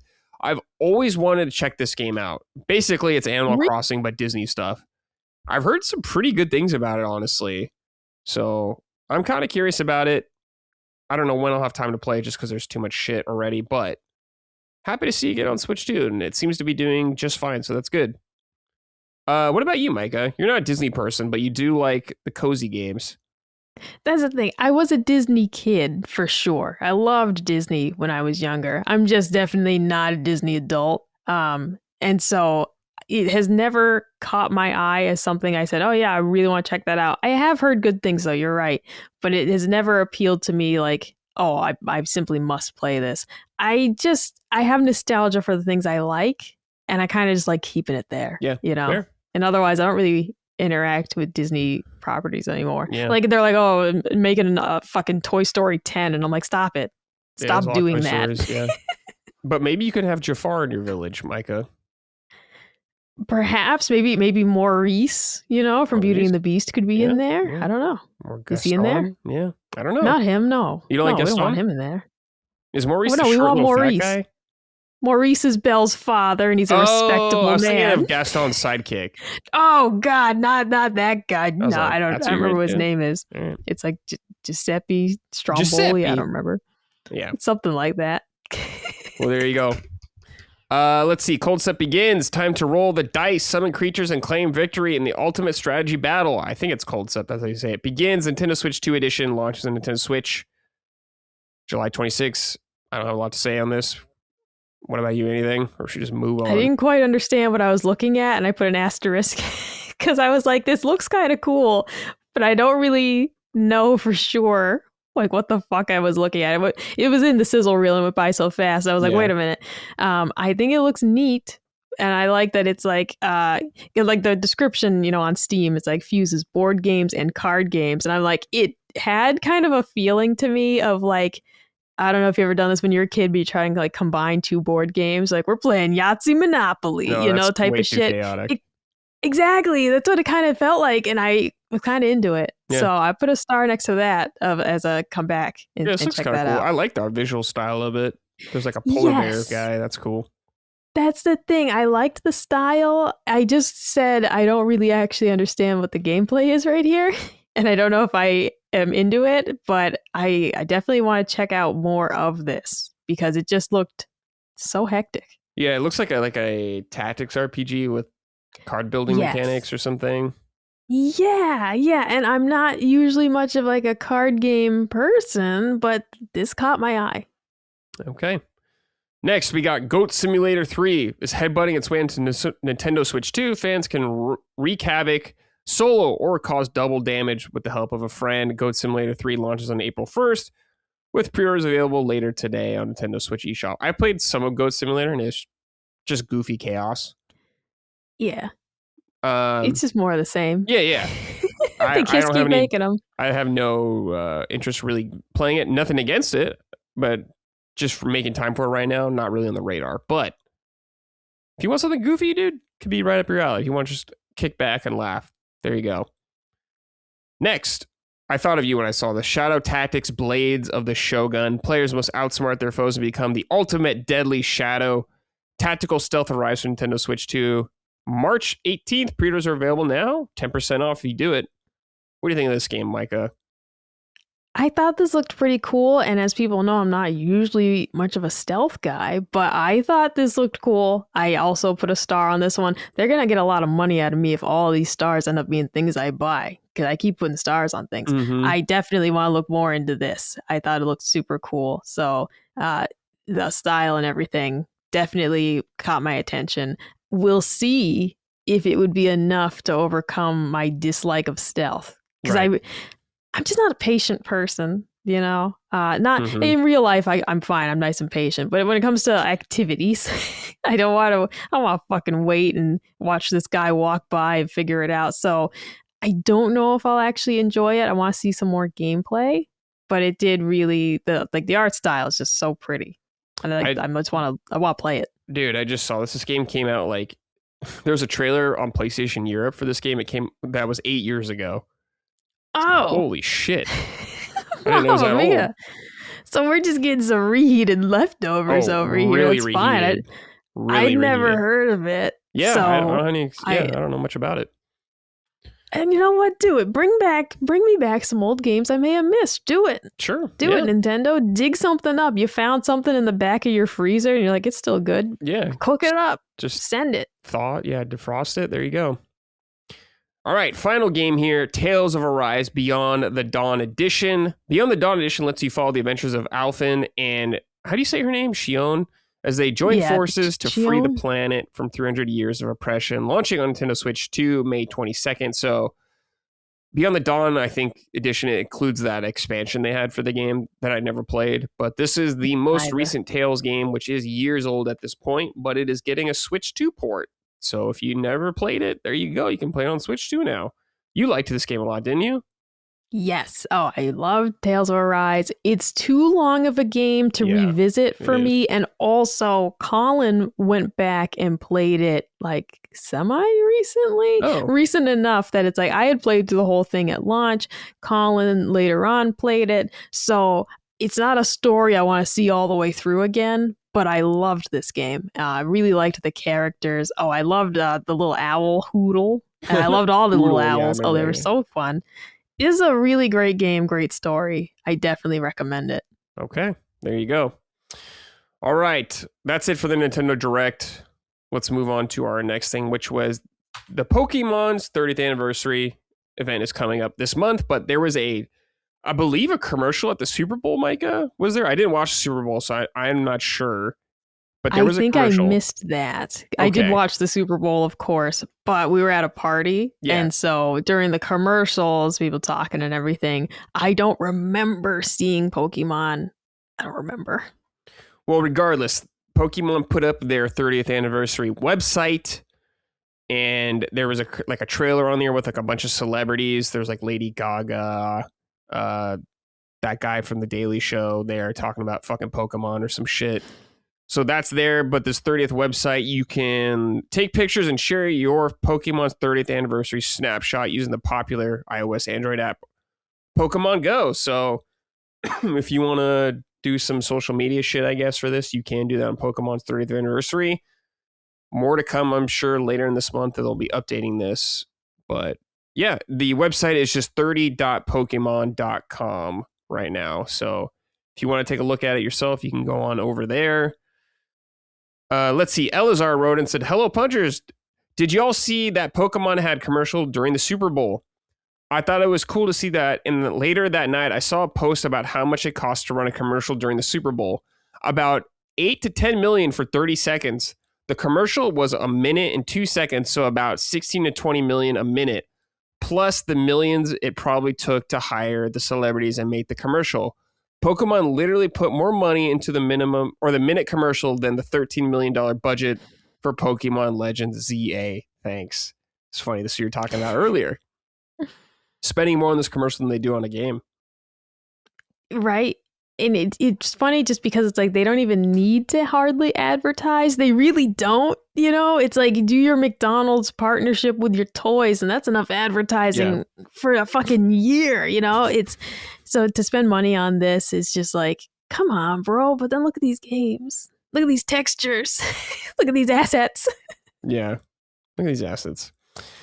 But yeah, very funny. Please spend more on Pokemon. Please make it more impressive visually and stability wise. That'd be great. Thanks. All right, just a quick little thing right here as well. There was a new clip for the Super Mario movie. I think that was also shown during the Super Bowl. It is just a little clip of Toad, Baby Mario, and Baby Luigi. So I wonder if they got turned small.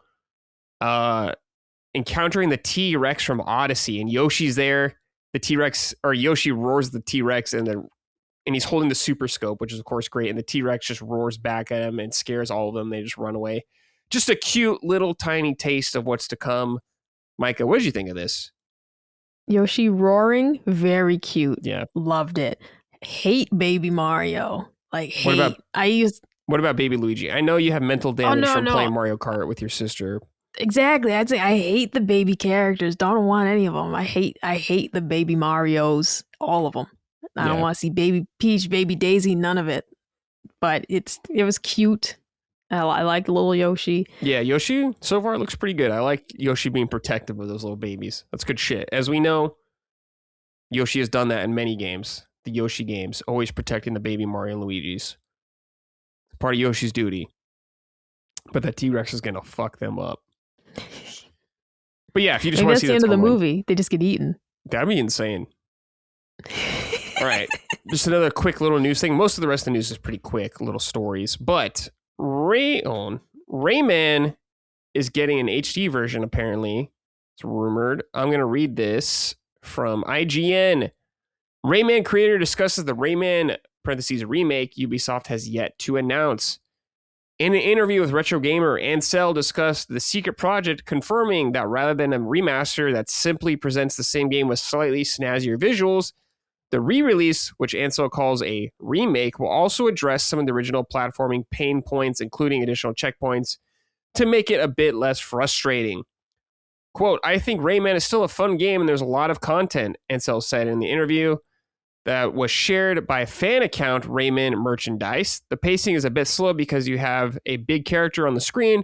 It also has pixel-precise gameplay, so it's not always easy, but it's interesting that the constraints of yesterday make it still feel original today.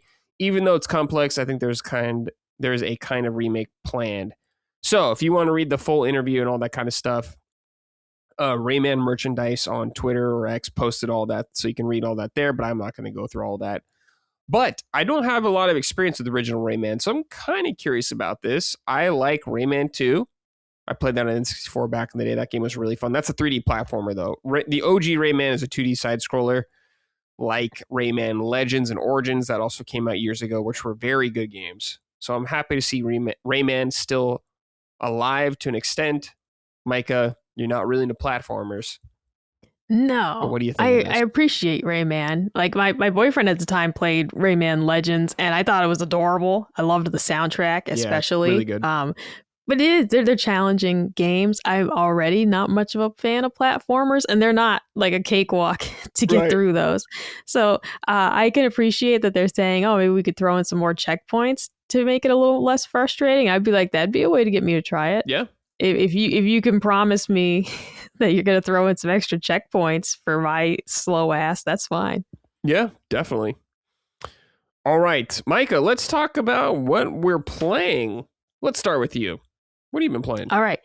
Well, so I only got to pop this in to test it, but I did get my copy of Fire Emblem Radiant Dawn for the Wii. Very nice. Included, the disc isn't in here because it's in the Wii U. Yeah. It included the manual, and she's a thick bitch too. Bitch, like this is a real proper manual. So I did finally get that, my eBay purchase, and it included, okay, it's really faded, but it included a receipt. And this is from Borderlands Games. This is from April 2011, looks like it says. And somebody had bought this for $29.99.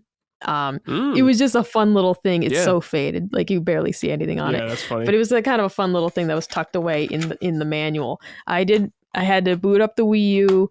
I didn't realize, that's my fault. I didn't realize I needed a Wiimote to even start the Wii menu on it. Yeah. So I got the game, couldn't test it until I ordered a fake Wiimote on Amazon, and she's seaworthy. It'll be fine. So I got my fake ass Wiimote, started up the game. Everything works great. So I'm going to be jumping into that eventually. I'm still heavy into Harvestella. Here's what happened. I got my copy of Dragon Quest VII like a day early. I was super stoked about it. But I'm really into Harvestella right now. So I haven't actually started it yet. Something new that I can mention is that within the game, there are these little moments that remind me a lot of Oregon Trail. And it was very unexpected, where you'll be in a dungeon and there'll be like a sparkle thing on the ground, and it'll say like, oh, you see something catch your eye. Do you investigate? And it's kind of those Oregon Trail moments of, you might get something that's helpful. You might get an item. You might get health. You might get attacked by monsters. You might immediately lose health. You might get poisoned. And those little moments pop up periodically. Sometimes you have to leverage time. Sometimes it's like instant. Sometimes it's, you see a pile of rubble on the ground. Do you take time to search it or not? And of course, in this game, time is everything. Because if you're in the dungeon too long, you'll pass out in there. You got to pay your doctor fees. It's a whole thing. And oh, dude, yeah. So are you going to leverage an hour when it's 10 p.m. in this dungeon? Are you going to leverage an hour to search? And you might get nothing. You might get attacked, which delays you further. Like, I just really enjoy those little Oregon Trail kind of moments. I want to do another run of that at some point too. But that's been another facet that I'm really enjoying and I've really liked. The story is so hit or miss. Like, some of the side quests are devastatingly sad. Okay. Like, it really got me, really subverts your expectations of, like, with no spoilers. There's one side mission where I genuinely was like, bro, we're gonna do this, everything's gonna be a-okay, and things did not turn out okay. And it's not a matter of choice or anything. It's just like, that's the story. And it was really sad. And I was just like, holy shit, I completely upended my expectations of what I thought was going to happen, and genuinely surprised me.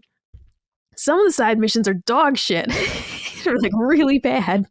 And you're just kind of like, I don't know why that one made the cut when this other one was like a breathtaking, sad story. And then this one was just fucking stupid. I guess they were trying to go for balance, but it was just odd.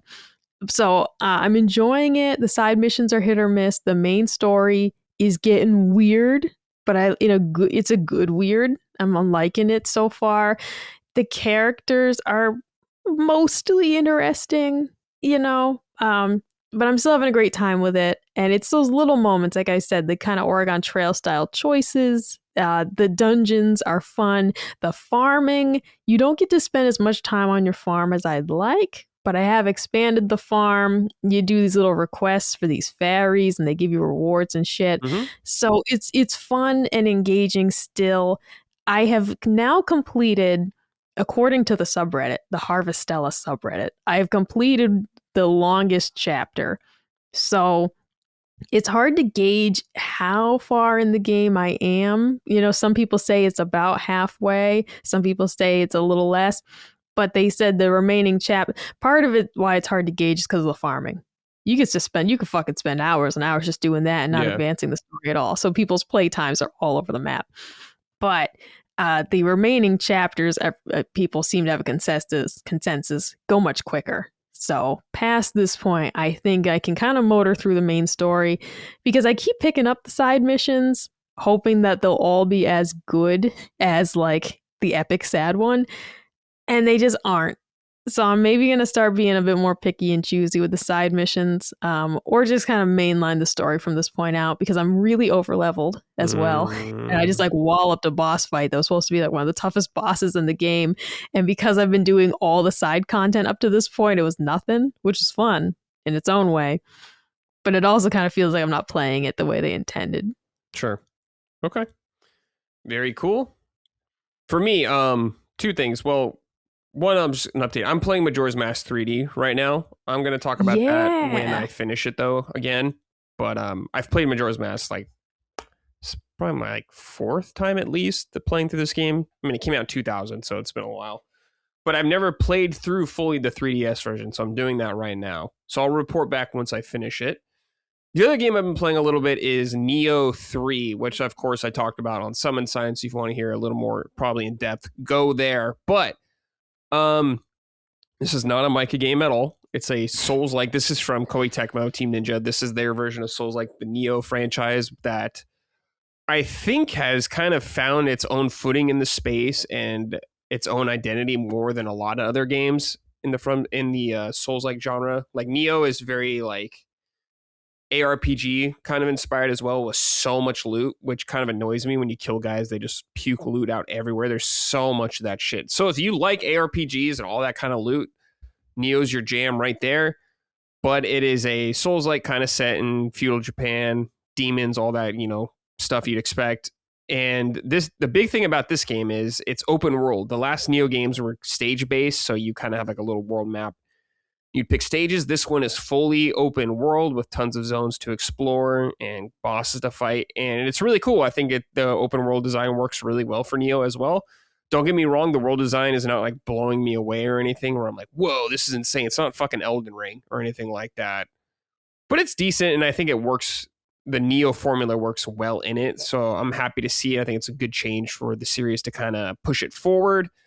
They've added some new combat mechanics. One big thing being is in this game you can swap between a samurai mode and a ninja mode on the fly, unlike past Neo games where you kind of just you spec into your one character build and that's kind of what you are for a lot of the game. This one is like, here's two dramatically different kind of play styles that you can swap between anytime you want.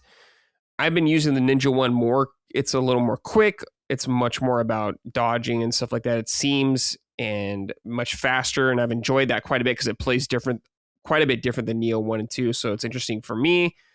I think it seems a little more overpowered than the Samurai one so far. I'm only 7 hours in the game, so I've not seen a lot, but I'm enjoying it. This is a very complex game, though. So if you're going to hop into Neo, it can be very overwhelming, especially if you haven't played the other two. There's a lot of systems, a lot of management, a lot of loot kind of stuff, which I think is cool and helps separate it, but it is just it could be an overwhelming game, I'd say, for a lot of people. There is like co-op, though. You can do that kind of stuff. You can team up with a friend for encounters and stuff, or other random players online. So there is some friendly elements to that. But it's a Souls-like, so it's a tough game. You're gonna die. It's just the way it is. But I'm really enjoying it. They've added even more systems to the combat. Like I said, very in depth. A lot going on here. Really cool game, though. I think it's been the most enjoyable Neo game for me that I've played out of the three. I've never finished 1 or 2, but I've played both of them for 20 hours at least. They always drag on a little too long for me, but 3 so far, I'm feeling the momentum right now. So I definitely want to keep playing it. I think it's a really great game, and it seems like it's selling very well.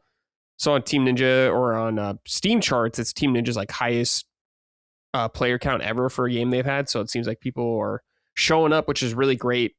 But yeah, cool ass game. There is a demo as well. I think it's pretty meaty. So if you are curious about the game, you can check out that demo, which carries over your full progress there. Another trend I love in gaming. More of those, please. Always very good. But yeah, I'm digging Neo 3. And like I said, I'll report back on Majora's Mask once I finish it again. But for anyone who wants to know where I'm at, I have finished, I think it's called Snowhead Temple. It's the second one for Majora's Mask, the snow one. So going to be heading to the third one later today. So that's where I'm at. All right. Last bit of news right here, really quick. I saw this and I thought it was kind of interesting. There is a rumor about another direct potentially happening this month. I'm going to read this from a Twitter account. I think it's Gothi Dalhumui. I don't know how you say his name. How do you say this? Gath? Dalhumi? I don't know. Well, you can find it on pretty much anywhere. But he posted a rumor or like a thread, I guess, on X saying, fresh from Attack the Backlog podcast with NW Weedle. So NW Weedle's the guy that's leaking this on the podcast. Big 3D Mario confirmed. This is the same source that predicted DK in the Switch 2's first direct, which did end up happening. Multiple sources that he heard it from the third week of February. March leaks shifted earlier. So I don't know what that means. But so this guy, I guess, has some sort of credibility. There is already the Pokemon 30th Direct happening later this month. But apparently this is happening the third week of February. So that could be any time next week if this is true. But I thought it was interesting, especially because they're talking about the 3D Mario. If this is true, once again, rumor, who knows? But I just thought it was interesting enough to report on. Micah, what do you think about the possibility of this happening? I think it's possible that this could happen. I think it's like a 60% chance. It seems interesting if they would let the new Mario kind of usurp the Pokemon shine right now. When we're doing all this 30th anniversary stuff, it seems like, why would you do that right now when we're kind of doing all this Pokemon stuff? But I don't know. Nintendo surprises me sometimes. So mayhaps they are just going to be like, and here comes Mario. And Pikachu's just standing there like, but me. Yeah. But why? I think that, but at the same time, I'm like, nothing's going to really usurp Pokemon. It doesn't even matter. Well, that's the thing, right? These are their biggest characters, their biggest franchises on their consoles. So you're right. Is Mario competing with Pokemon? No. I mean it more of like it feels weird to kind of be like, this is the month of Pokemon. And by the way, we're going to talk about Mario, like a big thing that everyone's excited for. But you're right. It's not a direct competition. The overlap of people who buy the new Mario game and the new Pokemon game, it's going to be huge. Yeah. Regardless. Yeah. So we'll see if this happens. I don't know. I'm not counting on it, but I just thought it'd be fun to report on. So there you go. All right, Micah, let's end the show with some write-ins from the audience. You know, we take your questions throughout the show, but if you want to write into the show, I post a thread every Sunday on our Patreon, patreon.com/laststandmedia. You can submit your questions or thoughts there, and I will read through all your entries. I can't put them all in the show, but I do read through all of them, so thank you guys for submitting. This is from Home Cooked Meals. Greetings and salutations, longtime writer, first-time listener. Are either of you interested in Mugenics? I'm a huge fan of Binding of Isaac. I think that's how you say it. Mugenics, fan of Binding of Isaac, so I've been eagerly anticipating Mugenics. The reviews have been tremendous, and the game looks wacky as hell, with a ton of depth and replay value. So I never heard of this until I read your write-in, and this is from the Super Meat Boy guy, and this looks like a cat tactical grid-based RPG is what I guess it is. I just saw a little bit of it, but I haven't played it, but it did come out. And I saw people playing it, and I was like, this is very interesting, this little game. What do you think, Micah? I just want to read when you Google it, okay? It comes up, this is a tactical role-playing roguelike life simulation game. Whoa. Is what the Google, puts up for it, which just sounds like a lot, okay? I don't know if this is for me. It looks definitely interesting. I like tactical games. That's very true. I've never though played Meat Boy or Binding of Isaac or any of it. So it's like I don't know much about this developer or if I'd enjoy their wares. But it definitely looks interesting. Yeah, it looks interesting. I just don't think I'll have time to get to it. But I saw a lot of people playing it already, so there you go. Brad, you don't get to say you don't have time to play it when you're playing Majora's Mask for the 15th time. I don't have time to You don't get to say this anymore. I don't have time to play because I'm playing that. Majora's Mask isn't the only thing I'm playing though as well. Like I said. Of course not. But also you're clogging up the lines, Brad, with these old games. For Zelda, absolutely I would. Absolutely. You're just clogging it up. I don't want to get any pushback from you, okay, about anything, especially when you can't even fucking watch a 90-minute movie on your couch. All right? I just simply don't want to. I simply I'm not even going to say I don't have time. I'm not going to say I don't have time. I'm not going to lie at all. I just don't want to. I don't have time because I'm doing other shit. That's the way it is. Oh God, I have so much time. I have endless time. Endless time. I just manage it poorly. All right, Christian wrote in, hello, Punching Up crew. Capcom was shown prominently at this past Nintendo Direct. Demos of Pragmata and Monster Hunter Stories 3 and a small showcase of Resident Evil Requiem are showing Capcom's commitment to the Switch 2. Can you see players choosing to buy these big games on Switch 2 over Xbox and PS5? And will it pay off sales-wise for the console? Cheers. I think it will pay off just fine, especially in the Japanese market, because Switch is humongous there. Humongous. I'm sure it'll do fine here, but for me, no. But for Micah, maybe. Oh, absolutely. Like I said, if I am to buy, Pragmata, I'm buying it on Switch. There you go. Absolutely. Yeah. Because that'll be the ideal way for me to stay ahead of Colin, is so I can play it on my own screen while he's playing it. When we're playing the same game as each other, I try to stay like an hour or two ahead of him, right? Smart. So I don't need to play like a breakneck pace, but I just gotta stay ahead. Yeah. And the portable screen absolutely would let me do that. So for someone like me who just loves playing the Switch in tablet mode, absolutely, it'd be a selling point. If I liked Resident Evil and wasn't terrified, Switch would be the place for me to play it. She just looks so scary. Yeah. I think this will pay off definitely sales-wise. Like, I don't know why it wouldn't. Like, if you're going to bother putting an Xbox version out there, you're definitely going to put a Switch 2 version. And I mean, people do double dip when games, eventually get discounts and go on sale. Then they say, all right, I'll replay it, but portable. Mm-hmm. I'll bring it on vacation. There are enough people who will either wait for a discount, which obviously they don't get as much money for it, clearly, but still something. Yeah. So there are enough people who will even double dip and have it on Xbox and then also buy the portable version too. Absolutely. All right, this is from your mom's favorite milkman. What up, Fulios? Last week I performed my last punch. I mentioned this in the Discord. I listened to the previous episode in the ER because I had slipped on black ice and completely snapped my bone. I have surgery. Yes, I remember you.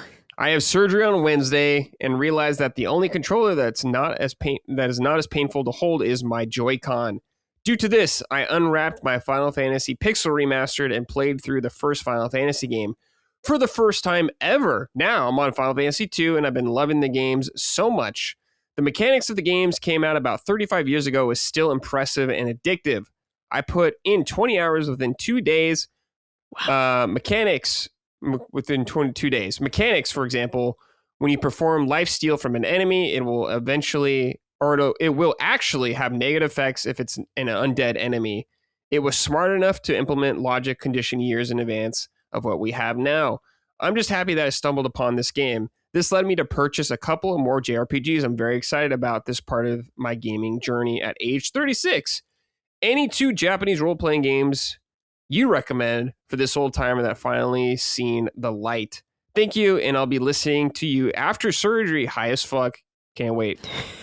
Well, I'm sorry to hear you slipped on black ice. That's brutal. But at least you get to play some games. All right, Mike, I'm going to let you recommend 2 or at least 1 role-playing game for them to check out. Oh, yeah. So I am actually going to recommend from earlier in the discussion, Tales of Arise. is very, very good example of a Tales game. If you've never played them, they can be a little hokey. We love them anyways. But like this is a really great example of a Tales game, in my opinion. You have great party members, really heartfelt story. I was engaged 95% of the time. It's a long game. It's just one of those things of like, I got to a point where I was kind of like, let's land the plane here, folks. But I really love the game. I do recommend it. That's coming. So that's something I'd say to keep an eye out for. I would definitely recommend Octopath Traveler 1 or 2. They're different enough that some people majorly prefer the sequel. I still love the first game the most. I think the first game has the best story, but 2 has more variety in the structure and how it's presented. So it's like Octopath Traveler 1 is 8 characters, 4 chapters each. It is a very formulaic gameplay loop. Go to a dungeon, fight a boss. I liked the loop though. I love the battle system. I didn't have a problem with the formula there. Octopath Traveler 2 is just presented in a much more like varied. So it's like instead of each character having the same length chapters, for example, you might have a chapter that's super short, you have a chapter that's longer. Not every chapter involves a dungeon, They just mix it up more in 2. So a lot of people just like that better. But I love both games. I recommend both. There is a demo on the eShop for Octopath 2. There isn't for Octopath 1, but it's the same battle system, really. And I definitely would recommend those. Okay. For me, since you're on Final Fantasy territory, I'm going to recommend Final Fantasy VII, the original, the breakthrough game, one of the most important Japanese role-playing game, I would say probably of all time, or one of, if not the one. Amazing game, amazing cast, awesome gameplay, fantastic game that I still think holds up really well. Even the game's almost 30 years old. And also I'm going to say that because the remake and Rebirth are on Switch 2. Remake is on Switch 2. Rebirth is on Switch 2 soon. And I think those games hit harder if you have played the original game. So I would definitely check those out. And if you want to be caught up for part 3 whenever that comes out. But Final Fantasy 7, amazing video game. Now, this one is not on Switch, so I don't know what you have. I'm just going to recommend it, though, in case you have something else to play it on. Chrono Trigger, another one of the best Japanese role-playing games of all time. Incredibly paced, doesn't wear out its welcome, really fun combat system. It's like, how would I say this? It's like simplicity perfected. That's what that game feels like to me. It is just superb, legendary video game, so check that out. And you know what? You got a Switch play. Check out Super Mario RPG. There was a remake on Switch. Yeah. Really fun It's game. super Really fun. Cool.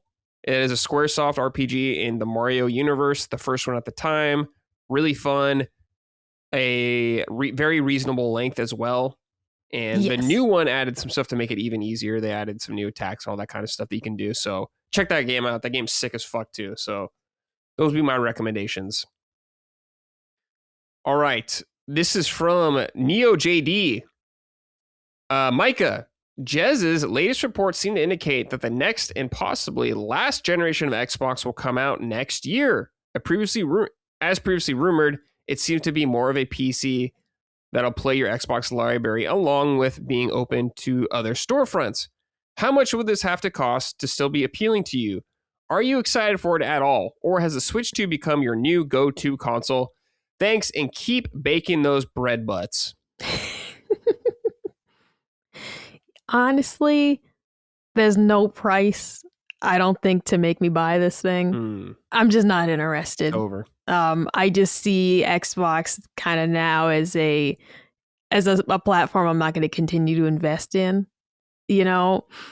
It's like if Gears and everything's going to come to PlayStation, I'll like call and buy a copy and I'll play it there. It's just one of those things of like I'm kind of opting out at this point. Mm-hmm. So I don't think there's a price point to make me buy the next Xbox, because I'm definitely not going to get my money's worth out of whatever's coming next for the next generation. If all the games are coming to other consoles that I already own, then at a certain point I'm just throwing money at it, and I don't really want to do that. So yeah, I think I'm gonna be out. Yeah. I'm a big PC gamer, so it doesn't really make sense for me. I don't really play on I have an Xbox Series X, and I haven't played in over a year at least. So I'm out 100% on that kind of stuff because PC, baby, that's where I'm at for most things. But yeah, I know it's a sad time for Xbox fans, and I get it. You invested thousands into that platform. It's just kind of seeming dire there, but we shall see when everything's officially announced. We'll see how it all shakes out. All right. Oh, also, Micah, apparently there's a rumor about a Portal coming out with an OLED screen on it, and I know Colin will buy that. So that means you might inherit the other one. I could. There you go. That'd be that could work. I'll finally play Dark Rose Valkyrie. Hell yeah. Hell yeah. All right. Another great name here. Penetration wrote in.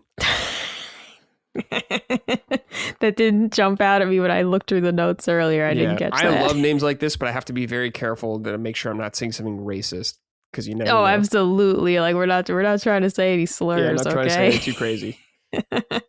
Hey Punchers, Micah, it appears you may have unleashed the Gavin Dance fan from your mentions last week, including me. I'm curious, how much are you into the band and do you still keep up with them? P.S. I feel like Colin would really love their drummer if he hasn't checked them out either. Okay, hold on, Micah. I got another Gavin Dance right in also. Dakota Brown wrote and said, hey Punchers, I wanted to follow up on the metal music discussion from last week. Micah, you mentioned Gavin Dance. And so I got to ask, who is your favorite singer? If you don't know the names of the different ones, you got Johnny Craig, who tricked fans with MacBooks to get drug money, Tillian, who was accused of sexual assault, and then our Lord and Savior, Kurt Travis. I'll assume your favorite is the same as mine. Oh, and thanks for the throwback grindcore, Brad. My favorite band of that genre is Zombies Ate My Neighbors. Have a great day. 2 Gavin Dance write-ins, Micah. Wow. Spawned off of me mentioning one song of theirs that I like. Yeah. Okay, so how much of a fan or how big are you into the band, I guess, first of all? Oh, no, very minor. Very casual? I'm not going to try and... very casual. There's a couple songs of theirs that I really liked in high school. Probably all from that same album that Lemon Meringue Tie is on. That is the singer that I like, Johnny Craig, which I have to admit, I thought he died. And then I realized, here's what I realized is I was thinking of a different band I like, which is Scary Kids, Scaring Kids, and their lead singer died. I remember being sad about that. But I thought that the Gavin Dance man also died. I guess I'm glad he's not dead. Yeah. That's a plus. But no, I'm not a super fan. Very casual. I like their stuff. The drumming's insane. That's what I love. Lemon Meringue Tie, the best fucking part of that song is the drums. I will just rewind it and listen to certain sections over and over because they're just so fucking nasty. Damn good. Oh, it's incredible. I love Colin will be like, oh, I'm sorry, I'm playing the drums and it's loud. It's like, do you understand? I really like the drums. Yeah. Like I will go backwards in songs constantly to rehear my favorite drum parts. It's like, you don't understand. The only reason I listen to Blink-182 is because I like the drums. I don't really like them otherwise. That's funny. But I love the fucking drums, man. So it's pretty sweet living with a guy who plays the drums. And he's always like, I'm sorry, they're so loud. And it's like, they're perfect. That's awesome. All right. Let's see here. So you said your favorite singer too from the band that you know at least. Okay. Yeah. I really have. I don't keep up with new music in general, honestly. Unless it's Eminem, I just stay in my wheelhouse of old and whatever came out when I was in high school. It's just like as new as I get, except Eminem. I'll listen to whatever he puts out. Cool. All right. Final write-in here is from Hunter Murphy. Howdy, Punchers. I'm pretty deep into Dragon Quest VII. I am a complete newbie to the series, but I'm enjoying every moment with this game. The story and characters are surprisingly more interesting than I was expecting after hearing that Dragon's Quest can be a very simplistic series. What are y'all's thoughts on the games and series in general, and do you have any suggestions or favorites that I should jump to next? All right, Micah, you've played a few Dragon Quest games. I don't have a ton of experience with Dragon Quest games, but I've played a few here and there. What's your Dragon Quest game Yes. you'd recommend that you've played?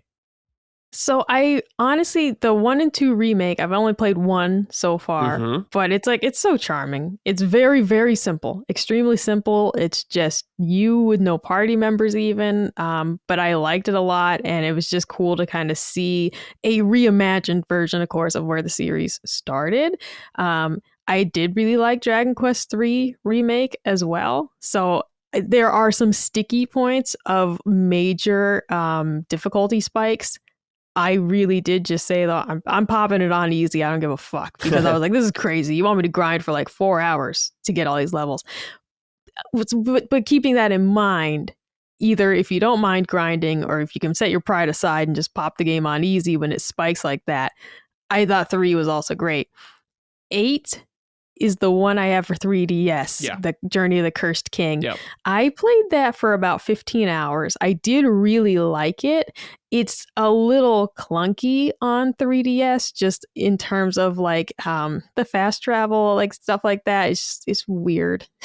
And so I would love it if they remade that one, because I'm like, I really liked the story and where it was going. But man, it was just like getting in and out of places was a bit annoying. It's like, oh God, somebody dies in a dungeon. I gotta get you all the way back to the church to revive you. Like, please, you know. It's more hardcore in that sense, yeah. Yes. And so it's like, let me just fucking drop an item and revive you, bitch. Come on, man. Help me out.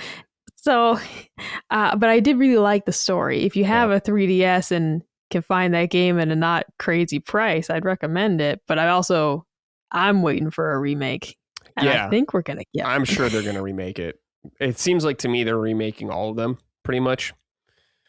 And 7 was just the next one that was ready. So 4, 5, 6, which I definitely want to get to. I haven't played them. They are very expensive to buy. Like, I'm talking over $100 for each of them. Oh, dude, no, it's definitely not something I'm trying to collect, right? Yeah. Like, I am thrilled with the remake for 3. And so far, 1 and 2, I still got to get back and play 2. I did not want to play them back to back like that. But the remakes have been very, very well done. And I'm excited to get to 7. I'm so in the groove with Harvestella that I don't want to put it down. I just want to finish it and then get to it. Yeah. But like these remakes have been so great that I'm like, I'm going to stick to the remakes. Yeah, man. And to just wait for them to do those rather than trying to go back and play them on the original hardware or anything. Yeah. Micah brought this up. She brought up 8. 8 is my personal favorite. It's the one that got me into the series. I love Dragon Quest 8. You can see my poster kind of in the corner right there from the game. I would say probably 11 is a really good spot to go to. 11's very good. It's the most modern Dragon Quest game. Came out a few years ago. It's on everything now. It's probably very cheap as well. So if you're enjoying 7, I would say probably go to 11 next. Because like we were saying, 8 is probably going to get a remake. I like 7 a lot too, but it's not as good to me as like 8 or 11 are. So we shall see, but you might as well play 11 because I don't think 11's getting a remake because it's too modern already. So that's so new, yeah. Because Colin and I were like dating around the time he was playing that game, I think. So it's like, she'd be pretty new to be getting a facelift at this point. Yeah, let me see. Let me see how much it is on Switch. There is no Switch 2 version, but let me see how much the price is on Switch. Oh, my bad. That game came out earlier than I thought, but I should say he was still working on the trophies. Yeah, around the time that we met. It's $20 right now on Switch on sale. It's usually $40, but it's $20 right now. And this is the S version, which the version I have not played that added some new content that came out later on. So there you go. But it's on every platform. So I would say play 11 next. That'd be my recommendation. I'm happy to have you in the Dragon Quest world. Welcome. It's very comfy. All right, Micah, we're done. Another episode in the books. Feels good, man. What do you got planned for the rest of the day? I gotta go cook dinner. Ooh. So that's next on the docket. I'm gonna see what Colin wants to do for dinner tonight. I have options to present, and otherwise, did we mention that Borderlands 4 for Switch 2 is delayed like indefinitely? No, we did not. That's a great thing to bring up really quick. I totally forgot about that. That's the whole news. There it is. It's delayed indefinitely. They are having problems with this port. Whatever they're doing with it, it's not working out for them. So Because I believe I had seen there's still a memory leak issue on the PlayStation version of the game. And it's like, brother, if the PlayStation edition's having problems, what the fuck's going on for the Switch? Yeah, we're in trouble. So I'd seen that. And I neglected to mention that earlier. But it sucks. It's not where I was going to play it anyways. Thank God I didn't wait. Yeah. Thank God I just pulled the trigger and said I'll get it for Xbox. Because originally I was kind of thinking, maybe I'd get it for Switch. Glad I didn't wait on that. We'd still be waiting forever. Yeah, we'll see. Hopefully it comes out for people, I guess, but don't know where it's at right now. All right. Hey, everybody. Thanks for watching and listening. We greatly appreciate it. We'll see you next week. Take care and goodbye. Punching Up, a Nintendo podcast, is a product of Last Stand Media and Collins Last Stand LLC and is proudly recorded in the USA. The show is written and hosted by me, Bradley Ellis. My co-hosts are Gene Park and Micah Moriarty. The show is edited and produced by Dustin Furman. All of Last Stand's theme music is by Ramon Narvaez. Punching Up, along with the rest of Last Stand's media shows, are fan-funded on Patreon at patreon.com/laststandmedia. The following names are at the producer level on Patreon, our highest tier, and we're grateful for your kind contributions and generosity to our independent endeavor. Thank you.